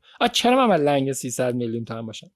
این یه چالش دیگه ویسی هاست که ممکنه اون آدم تو اون ویسی دید خیلی بزرگی داشته باشه، شاید کلمه درستی نباشه، ولی آدمای چش و دل سیر بردارین بیارین تو ویسی تون. آدمایی بیارین که دلش چش اصلا بفهمن که مثلا چه میدونم من لنگ 200 میلیون سویل نیستم که با سویل نس کنم. مثلا سویل جان مثلا 200 میلیون کمپین من ترافیک فیکم ریختم رو تو، این صدر بیا نس کنیم. مثلا تو 100 میلیون اون موقع گیرت میاد چیکار می‌کردی باش؟ در همین مثلا یکی از چالش‌های واقعاً چیزا صندوق‌های سرمایه‌گذاری اینه که آقا آدمای هم قد و وزن کارآفرینا رو بیارین. میدونی آدم حقوق بگیر فکر میکنه که اون موقع فکر میکرد 200 میلیون زیاده، الان فکر میکنه 3 میلیارد زیاده. نه، آدم حقوق بگیر تو ویسی ها نشسته. ما نمیتونیم بریم بگیم برو سایت مثلا وای کامبینیتور رو واکن، استفشو ببین، پارتنرهاشو ببین، 100 تا پارتنر داره، 100 تاشون 80 تاش آی پی او کردن. خب برای اینکه اکسپریانس آورده نشونده اونجا که به من و تو ادوایس بده، نه یه آدم حقوق بگیری که مثلا چش دیدن نمیدونم مثلا حقوق 10 میلیون تومانی من و تو رو شاید مثلا تو سال مثلا 95 نداشته که این 10 میلیون حقوق میگیره مثلا پدر سوخته مثلا. اینا خیلی از این نکته ها هست واقعا که الان گفتیم مثلا چرا از ریحون صحبت کنی. یه باری که تو لینکدین نوشته بودش که پادکست طبقه 16 اینه که سهیل خاطره‌شو تعریف میکنه، مهمونه داره گوش میده. اینقدر جالب بود، گفتم اصلا تو اصلا نفهمیدی اصل داستانو. سهیل تعریف نکنه کی تعریف کنه؟ من تعریف نکنم کی تعریف کنه؟ تو میخوای بیای تعریف کنی بگی من مثلا چنم رفتم بیزینس پلن فلان استارتاپ دیدم مسخره کردم اومدم بیرون، من رفتم مثلا مارکتینگ باجت فلانی دیدم مسخره کردم اومدم بیرون. ما که بیل زدیم چکوی زدیم باید تعریف کنیم دیگه. و خیلی هم به نظر من اتفاقا خوبه که تو هر استپی از این پادکست بیا ریلیتش کنی به خاطره تو، برای اینکه هر تیکه از اون شب و روزایی که مثلا بیدار بودی تا کمپینت بالا بود، تو 3 روز بیدار بودی کمپین استاپ میکردی، ما 3 روز بیدار بودیم کمپین تو ران میکردی. این تجربه است واقعا. این زیر ساختت رو رسوندن تجربه است. میتونید ساعتها در مورد زیر ساختت صحبت کنی، ساعتها صحبت کنی که چرا اینوستوری نگاهو داشته، این نگاه چه لطمه‌ای به تو زده. آره اونجا سرعت پوش تو لطمه زده، ممکنه اونم دلیل خودشو داشته باشه، ولی باز برگردم به اونجایی که نمیاد دلیلو بگه. یعنی اگر میومد یک روز تو میگفتش که سهیل من اینوستمنت راند بعدیم در گرو اینه که تو 500% رشد رو مثلا بزنی، شاید تو هم میفهمیدی، تو هم برنامه درستی میریختی. این اون سایدیه که اتفاق نیفتاد. و رو که بخوام بگم، حتی با سعیدم گفتم سعید یه جایی کامیکیت نشد یه چیزایی با ما، به ما گفتی که برو، پا رو گذاشتیم رو گاز، نشستی بغلمون، گفتی دمت گرم، برو تو داری میری، یهو ترمز دستو گرفتی زارت کشیدی بالا، بعد میگی چرا ملق زدی؟ خب ترمز دستو کشیدی. این ویسی ها ترمز دستی بکش یه سری استارتاپ ها.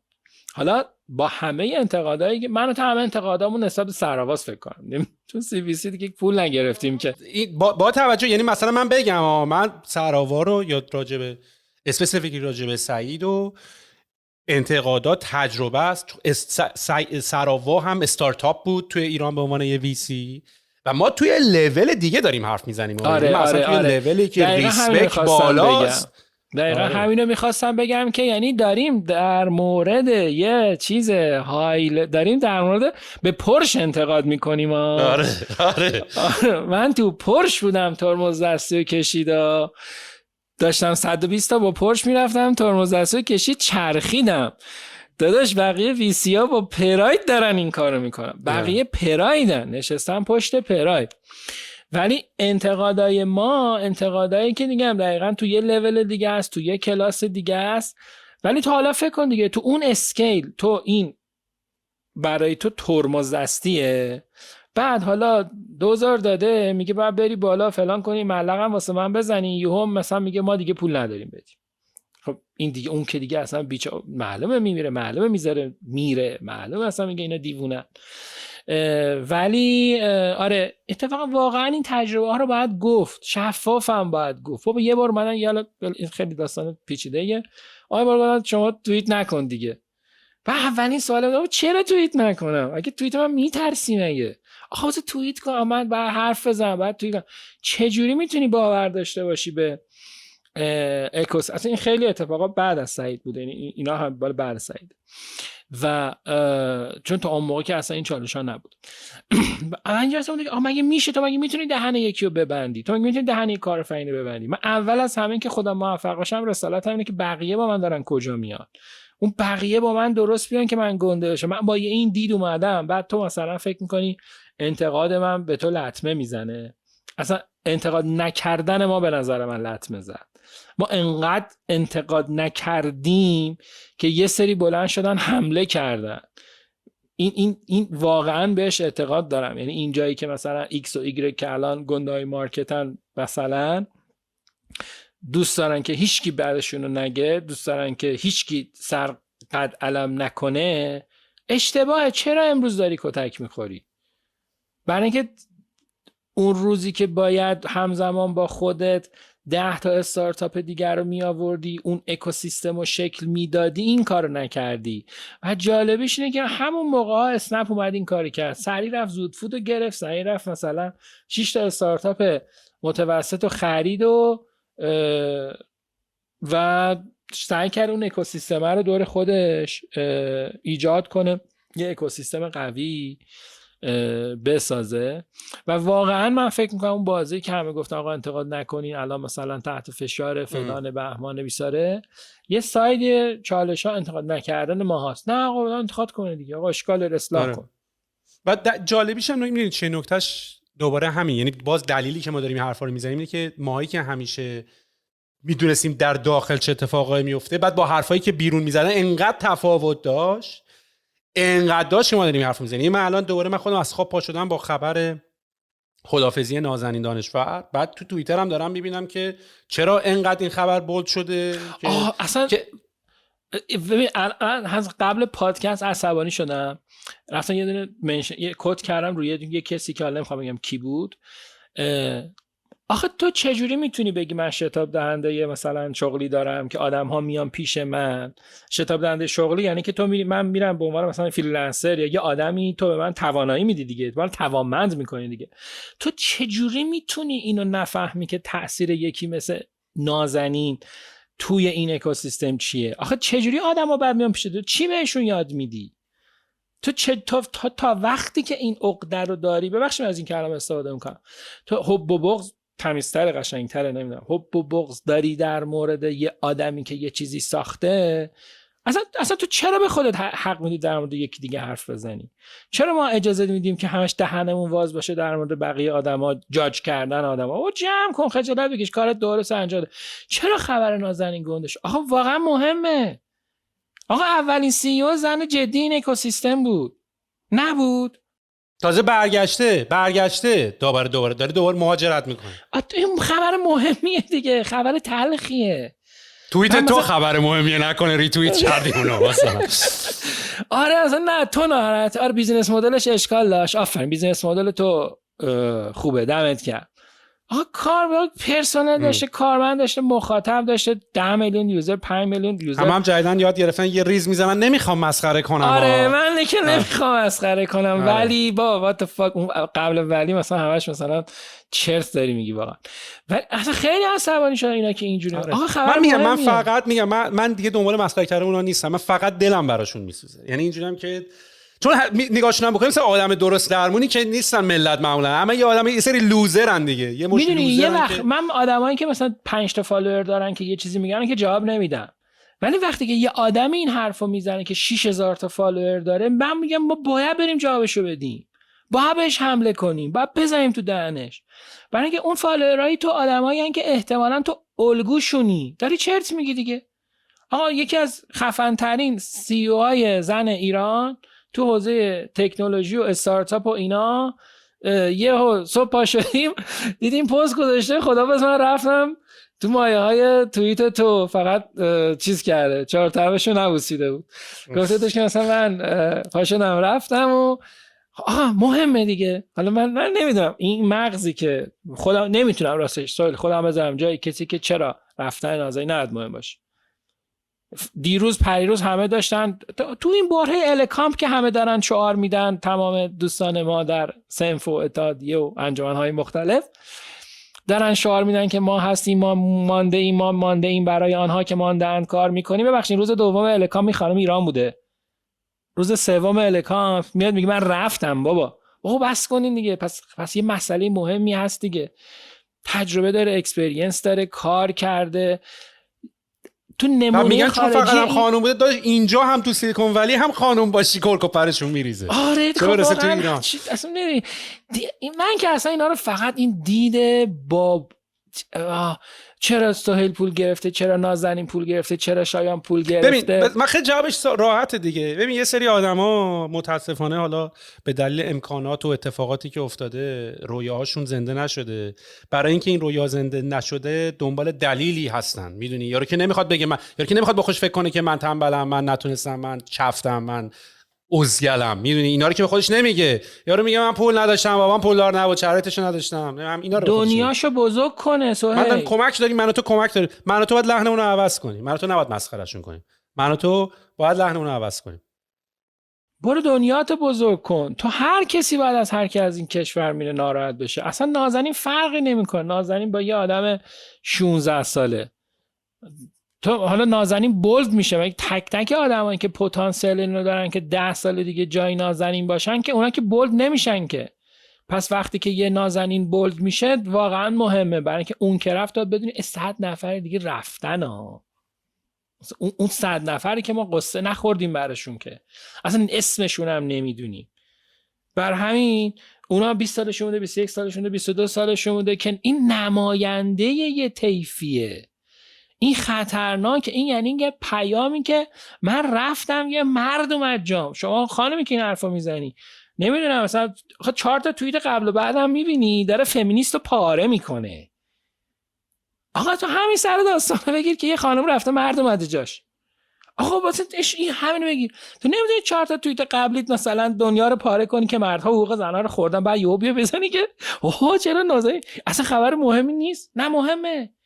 من پیغام بعدی ازش میگیرم که یعنی اینی که انقدر جنگجو بود گیواب کرده. خودش نوشته خسته شدم دیگه. و گفتم آقای مثلا فلانی بیاد، نه اینکه آقای فلانی بهتره آقای فلانی بدتره. پیامش پیام زشتیه.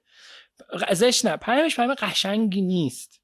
و اینو همه باید حواسشون رو جمع کنه. آقا پیام این که نمیتونه یه مدیر عامل زن باشه یا مدیر عامل زن خسته میشه ول میکنه میره، ازدواج کرده مونده، بچه دار شده مونده، بعد گیواب کرده و رفته بعد از تمام چالش سختی کرونا که من فکر کنم تخفیفا این که استارتاپی بود که بعد کرونا قاعدتا من خیلی بود در ارتباط نیستم راستش با بچهای اکوسیستم و مثلا اون تیمای قدیم و اینا،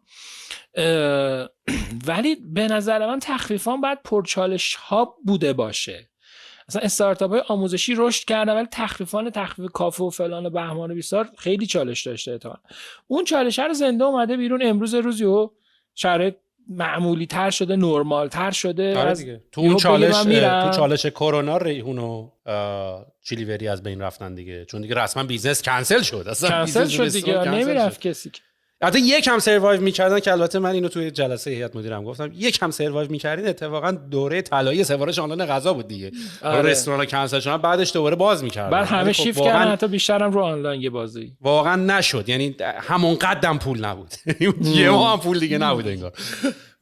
ولی من اتفاقا دوست دارم حالا با نازنین توی شرایط بهتری دوباره صحبت کنم، چون یه بار نازنین مهمون پادکست بوده و نسبت به همون حرفایی که زدی گفتیم ما حرف نمیزنیم، یعنی دیدی که همیشه چندین و چند تا سناریوه. یه سناریویی که خودمون میدونیم، یه سناریویی که بیرون دارن میگن، یه سناریویی که دوباره تو کسایی که خودشونن دوتا یه سناریوه.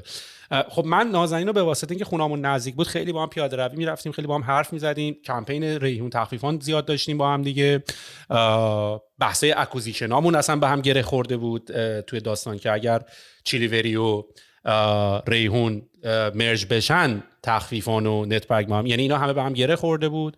و به قول تو خب نازنین من میدونم خیلی حرف داره برای زدن که حالا شاید به واسطه داستان است که خیلی وکال نبودن راجع به این داستانا. نازنین خیلی وقته که با خیلی از مشکلات کوچیک و بزرگ داره سر و کله میزنه. اون موقع که من داشتم میرفتم و خبرشو به نازنین گفتم، داشتیم با هم راه میرفتیم، گفتم من دارم میرم، اینجوری بود که خوش به حالت، یعنی اینجوری بود اصلا. هیچ کی اینطوری نیست که الان بگه مثلا، یعنی واقعا گفتن که من تکس اینطوری بود که مثلا میتونم بگم مثلا خوشحالم دیگه، یعنی یه فشاری از رود برداشته شده دیگه مثلا. آره. ناراحتم ولی در عین ناراحتی خوشحالی دیگه. این احساس خیلی غریبیه واسه کسایی که میرن. من فکر کنم بخوام با تو صحبت بکنم به 4 5 6 7 8 10 ساعت هم میکشه و واسه همین باید بیشتر با هم صحبت بکنیم، چون میدونم خیلی تو هم وکالی و تو هم حرف داری و اصلا باید زده بشه و همه هم باید به چالش کشید، چون واقعا این من دوست داشتم. کم سبزی‌ها رو گذاشتیم وسط سبزی پاک کنیم پشت سر بقیه. این دایرکشنی که دادی که آقا حداقل نسل بعدی باید بشنوه و دیگه به حداقل تو پاچه نسل بعد نره رو من خیلی پایم. آره. و حتما باید این کارو بکنیم. من فکر میکنم راستش این رسالت هر کسیه، نمیگم سهیل که طبقه 16 داره، منی که توییت میکنم، منی که رفتم، من اکسلراتورم. تو اکسلراتور. ولی هر کسی که واقعا این تجربه رو گذرونده، تجربه بسیار بسیار یونیک تجربه ریحون یک تجربه یونیکیه برای سهیل. تجربه شایان یک کمپانی رو بیاره تبدیل بکنه به 200 نفر توی هولدینگ 12 تا شرکتی، یه تجربه یونیکیه. نازنین این مرجن اکویزیشن ها 4 تا مرج اکویزیشن اتفاق افتاد دیگه، ریحون و چیلیوری و نازنین و تخفیفان تو همش فکر کنم یه جورایی اینوالو.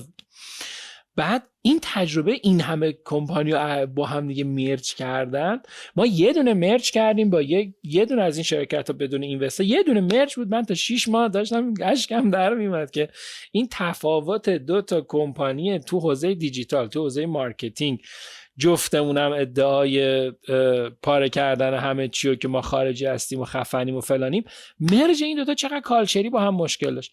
برای همین تجربه من یونیکه، من باید اینو بگم، تجربه نازنین یونیکه و اشتباهی که فکر کنیم که آدمهای نسل بعد ما 5 سال دیگه 10 سال دیگه، نمیگم 2 سال دیگه چون خیلی به نظر من 2 سال دیگه اتفاق عجیبی نمیفته، ولی 10 سال دیگه که میفته، که دهه 80 بوده، دهه 90 بوده، حالا 1400 نه ولی مثلا آخرای 1400 یا هر دوره بعدی، این اتفاقی که میفته این تجربه باید باشه. و این تجربه هم چیزی نیستش که ما سر به زنگا 5 سال دیگه بیایم. سر به زنگا 5 سال دیگه آدمایی میان که منتور نمان، آدمایی میان که با جست ادوایزر میان. آها این تجربه اون رو اونا فایده ندارن، اونا ببرن اونو دیلی اپریشن یه نظری بدن برن. ولی این حرفاست که امروز میره تو ذهن یه آدم 20 ساله به نظر من میشینه در موردش فکر میکنه، امروز تجربه من رو بررسی میکنه، فردا تجربه تو رو میبینه، 25 سالش میشه، 26 سالش میشه، 27 سالش میشه، شروع میکنه استارتاپ میزنه. آمریکا هم نیستش که 18 سال استارتاپ بزنه، که اصلا در کالچر ما جایی نداره. من نمیدونم تو خودت رو شروع کردی چند سال؟ 27 8 بودی دیگه. منم فکر کنم این نتورک رو 27 8 شروع کردم. آره 27 8 9 میشد دیگه. آره درست. آره بعد پس 7 8 سال ما وقت داریم تا این اکوسیستم شکل بگیره. این جوونه 20 ساله الان باید اینا رو گوش بده، بشنوه، بفهمه. و من خواهش که واقعا دارم پوش کن اینا حرف بزنن. یعنی تو چالش میتونی بکشی واقعا آدما رو. ولی اینم بگم یعنی من خودم واقعا همه بزرگترین کانسرنم تو صحبت با تو این بودش که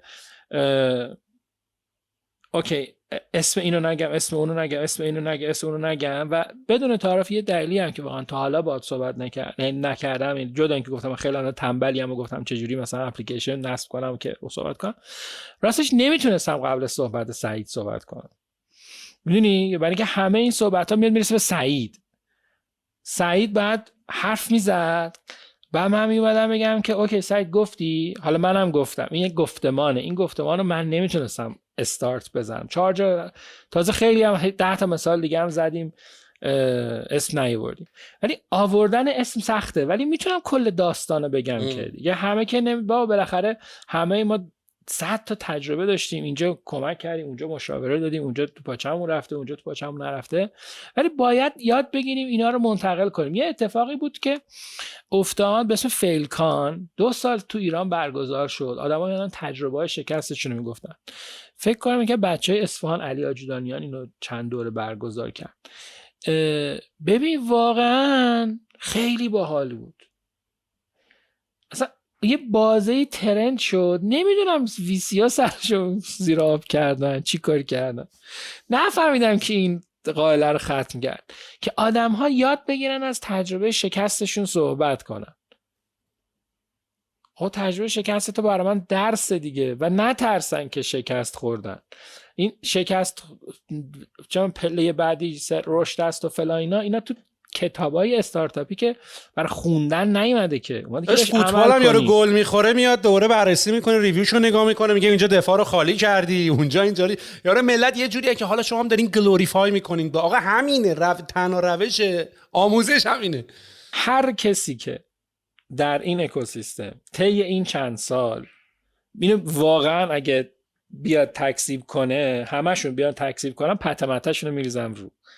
هر کسی که اومد گفت سکوت کن، حرف نزن، از کانوا نگو، از فلان نگو، از ریحون نگو، از این نتورک نگو، هر کسی که گفت الان خودش داره یک پولی یه جای هاپولی کرده رفت.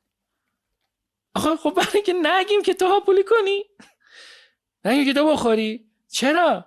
من نسبت به سرمایه گذار، اینا ببین، من نسبت به سرمایه گذار مسئولیت ندارم، من نسبت به آدم‌هایی مسئولیت دارم که کارآفرینن و مثلا توی 5-6 سال آینده میخوان کارآفرین شن. سرمایه گذاره نمیفهمن که باید کارآفرین باشه که صندوقا بتونن پول طلا بسازن، اون کیمیاگری کنن با تکنولوژی. واقعا من اصلا رفتم ایران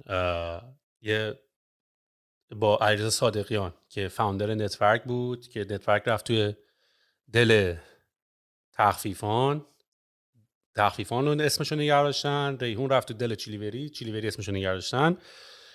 و خب من که دیگه من از ایران اومده بودم بیرون تو اون بازه زمانی. خیلی معتقدم اگه من خودم مونده بودم پای قضیه یه مقداری شرط یه جوری دیگه حداقل من رقم میزدم.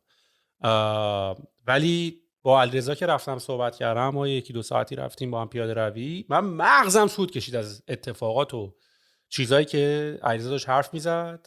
و تا به الانم علیرضا سکوته، حتی بعد از اینکه جوین شد به اسنپ و هم کورتوپرش ریخته بود که وای مگه تو نبودی داشتی اسنپو به شورای رقابت کشونده بودی، چی شد خودت رفتی اسنپ؟ و من فقط منتظرم امثال نازنین، امثال علیرضا بیان حرف بزنن. اونم همین حرف تو رو میزدن، علیرضا و بقیه هم اینطوریان که ما اگه شروع کنیم به حرف زدن باید اس بیاریم و اینو باید یه جوری چالنجش کنیم. آره و واقعا با اسم آورد به نظر من. و اینم راستش سعید چراغ سبزشو داد دیگه، گفت آقا ما بیایم مناظره کنیم. من گفتم آخ جان به مناظره. و یه توییت هم زدم که گفتم سعید هر موقع پایه مناظره باشی من هستم. برای اینکه من نمیخوام بگم تقصیر سعیده، ما گذشتیم از یه چیزی، میدونی برای یکی یه بازه یه هفته‌ایه، این مریضیه. تو وقتی که از استارتاپ میای بیرون مریضی، وقتی که فیل میشه اگزیت میکنی، استعفا میدی، بعدش نابود میشه هر چیزی. تو هر استیجی مریضی یه بازه‌ای داره، یه دوره است، اون دوره تموم میشه. تو از اون دوره وقتی که میای بیرون دیگه به گذشته کاری نداری دیگه، مهم نیستش که مقصر کیه دیگه، فقط بحث اینه که خب حالا الان بیا بشینیم قشنگ با هم دیگه صحبت کنیم. این همین بحث الان کمپین میگی شاید تا حالا ازت نپرسید آقا چقدرش فیک بود.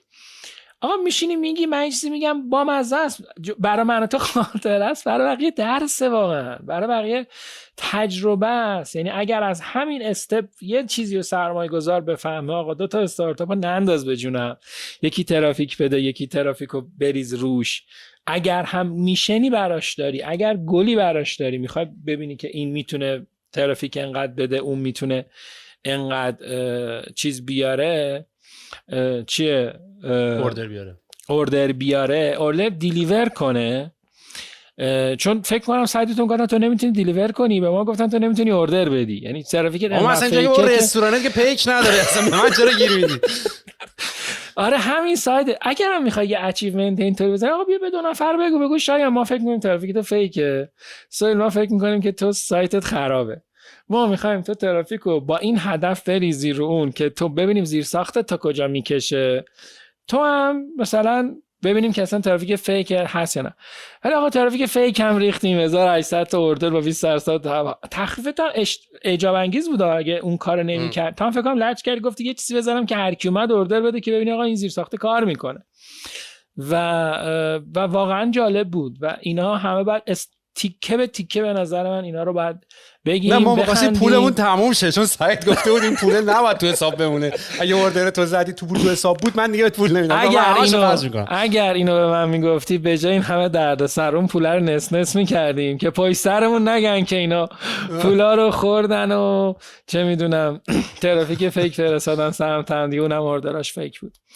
ولی نه اتفاقا خیلی درسته واقعا از اینا صحبت کردم، به خصوص ماهایی که رد شدیم. شاید نازنین هنوز تایم درستی برای صحبت کردن نباشه، احتمالاً درگیری‌های حقوقی و ایموشنال و اینا، ولی من که دیگه گذشتم، من که دیگه مثلا دنبال نیستم که سعیدو متهم کنم، ولی منم مثل خودش اعتقاد دارم که اگر اون میگه کار اشتباه کردیم، ما کردیم، اون کردیم، با هم کار اشتباه کردیم، من میگم که اشتباه ها رو اگه بخوایم ازش درس بگیریم باید بیایم بشینیم و در موردش صحبت کنیم. و این دقیقاً اون چیزاییه که میگن در هیچ دانشگاهی درس داده نمیشود.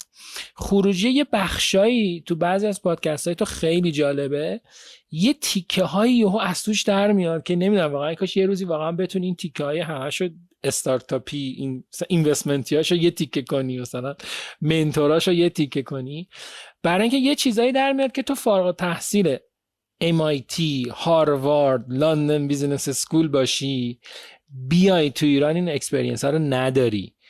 این مارکت فرهنگیه، این مارکت بومیه، این مارکت عجیبه، این مارکت نمیدونه مثلا با دبی قابل مقایسه نیست، با ترکیه قابل مقایسه نیست، با آمریکا و هلند و اینا قابل مقایسه نیست. برای همین خیلی از این چیزا رو دانشگاه خودمون که تعطیل، تو با اون اکسپریانس بهترین دانشگاه مدیریت دنیا هم بیای، به نظر من اینجا میمونی. چند تا دادم درست حساب. ببین یه سری آدم داشتیم که برگشتن ایران درست حسابی نبودن که هیچی، که در همون حد استایل منتور موندن و رفتن یا نمیدونم اصلا گم شدن. ولی چقدر آدم درست حسابی داشتیم اومد اینجا نتونست برگشت و برگشت اونور کار تمیز کرده، نه اینکه برگرده اونور دوباره بره مثلا رنوویشن خونش رو دوباره انجام بده، نه اینکه بره اونور دوباره مثلا سر پمپ بنزین باباش وایسه، بره اونور سر مثلا تاکسیشو رنت بده. مثل شماها برگشت اونور ساخت که بگه داداش اگه نساختم اونجا نتونستم، اینجا تونستم. و این نکاتی که این چالش ها اونجا درس نمیدن، دانشگاه خودمونم که تعطیلن. بر همین خیلی باحاله آدما چالشاشونو واقعا بگن، ولی واقعا کانسرن جدیه. من تو ذهنم بود 10 تا نکته رو بگم. گفتم آقا اسم بگی طرف ایرانه داره کار میکنه مثلا بگی نگی اصلا. نه خب شاید باید تون رو ست کنیم، باید بگیم آقا هدف تخریب نیست، هدف همین دیگه. کلکل نیست. حتی اگه اسمم بر همین میگم میتونم در مورد سعید صحبت کنم. اگه مثلا علیرضا هم بیاد صحبت کنه، منم این تجربه باهاش دارم. آدما وقتی که شروع کنن به صحبت کردن، به گفتگو، فیدبک بدن، فیدبک بگیرن، من میدونم که پس من میتونم با علیرضا صادقیان هم 4 تا کامنت بهش بدم، اونم 4 تا رفتار بعد از من دیده، منم یکی از اون دیدم، میتونیم با هم بگیم دیگه. گفتمانه به نظر من مهمترین چیزیه که امروز وقتشه. همون بیکاریم، این مارکت استارتاپ ها ایران تعطیله، روز به روز هم داری کم میشه. شما هم که از ایران میرین اون برای احتمالاً وقتتون آزاده و فرصت بهینه استفاده کردن اینه که یه ذره این تجربیاتمون رو با هم دیگه به اشتراک بذاریم دیگه. نه من دارم از تایم وسط روز کاریم زدم، الان دارم با تو حرف میزنم. کجا ما خالی؟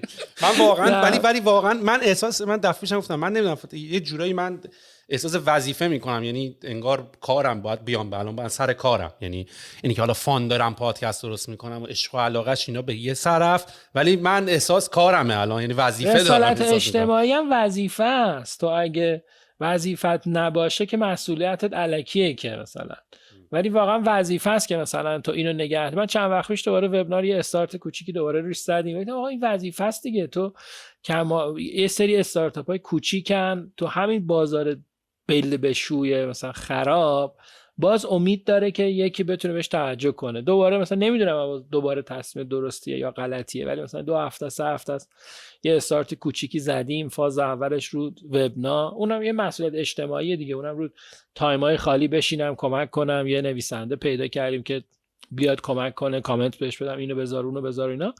این مسئولیت اجتماعی هم کار دیگه، کار نباشه که چیز نیست، یه بخش از زندگیمونه. جشنواره وب و موبایل ایران رو به اسکیل قدیم همچنان اجراش دیگه می‌خوایم بکنیم؟ نمیدونیم راستش، کماکان نمیدونیم و پرسش بزرگ در وبینار که میگم خیلی پرسونال تر بود، خیلی مسیرش متفاوت تره. آره استارت زدیم ولی ولی جشنواره راستش نمیدونیم، یه استارت خیلی خیلی کوچیکی داریم میزنیم، ولی اینکه تو چه اسکیلی بتونیم برگزارش بکنیم امسال رو هیچ ایده‌ای راستش نداریم.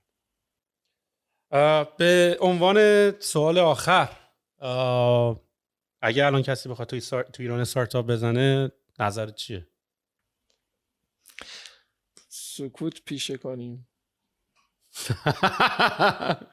خیلی بزن ولی بدون نتیجه آمادهش باش، یعنی هر کاری دوست داری بکن، فقط سرخورده نشو. دیدی بعضی وقتا یه چیزایی میاد نو کامنته، واقعا از اون سوالای نو کامنته. چون وقتی که خودم نمیتونم بزنم، وقتی خودم نمیخوام بزنم، چجوری میتونم به یکی دیگه بزن از این کارم بکن؟ خیلی تا خودتون شرایط نباشی ادوایس به آدما خیلی من که احساس میکنم ادوایس صادقانه ای نیست. شعارم خیلی میدونی دیگه واقعا اهل شعار. خب خودت الان چیکار داری میکنی؟ تو الان مشغول چه کاری هستی؟ مرکز نوآوری آو بعضی از این نتورک اومدم بیرون، تقریبا یه 3 سال 4 سالی مشاوره دادم این ور اون ور تو استارتاپ ها یا جایی که یه ذره خیلی هم استارتاپی نبودن.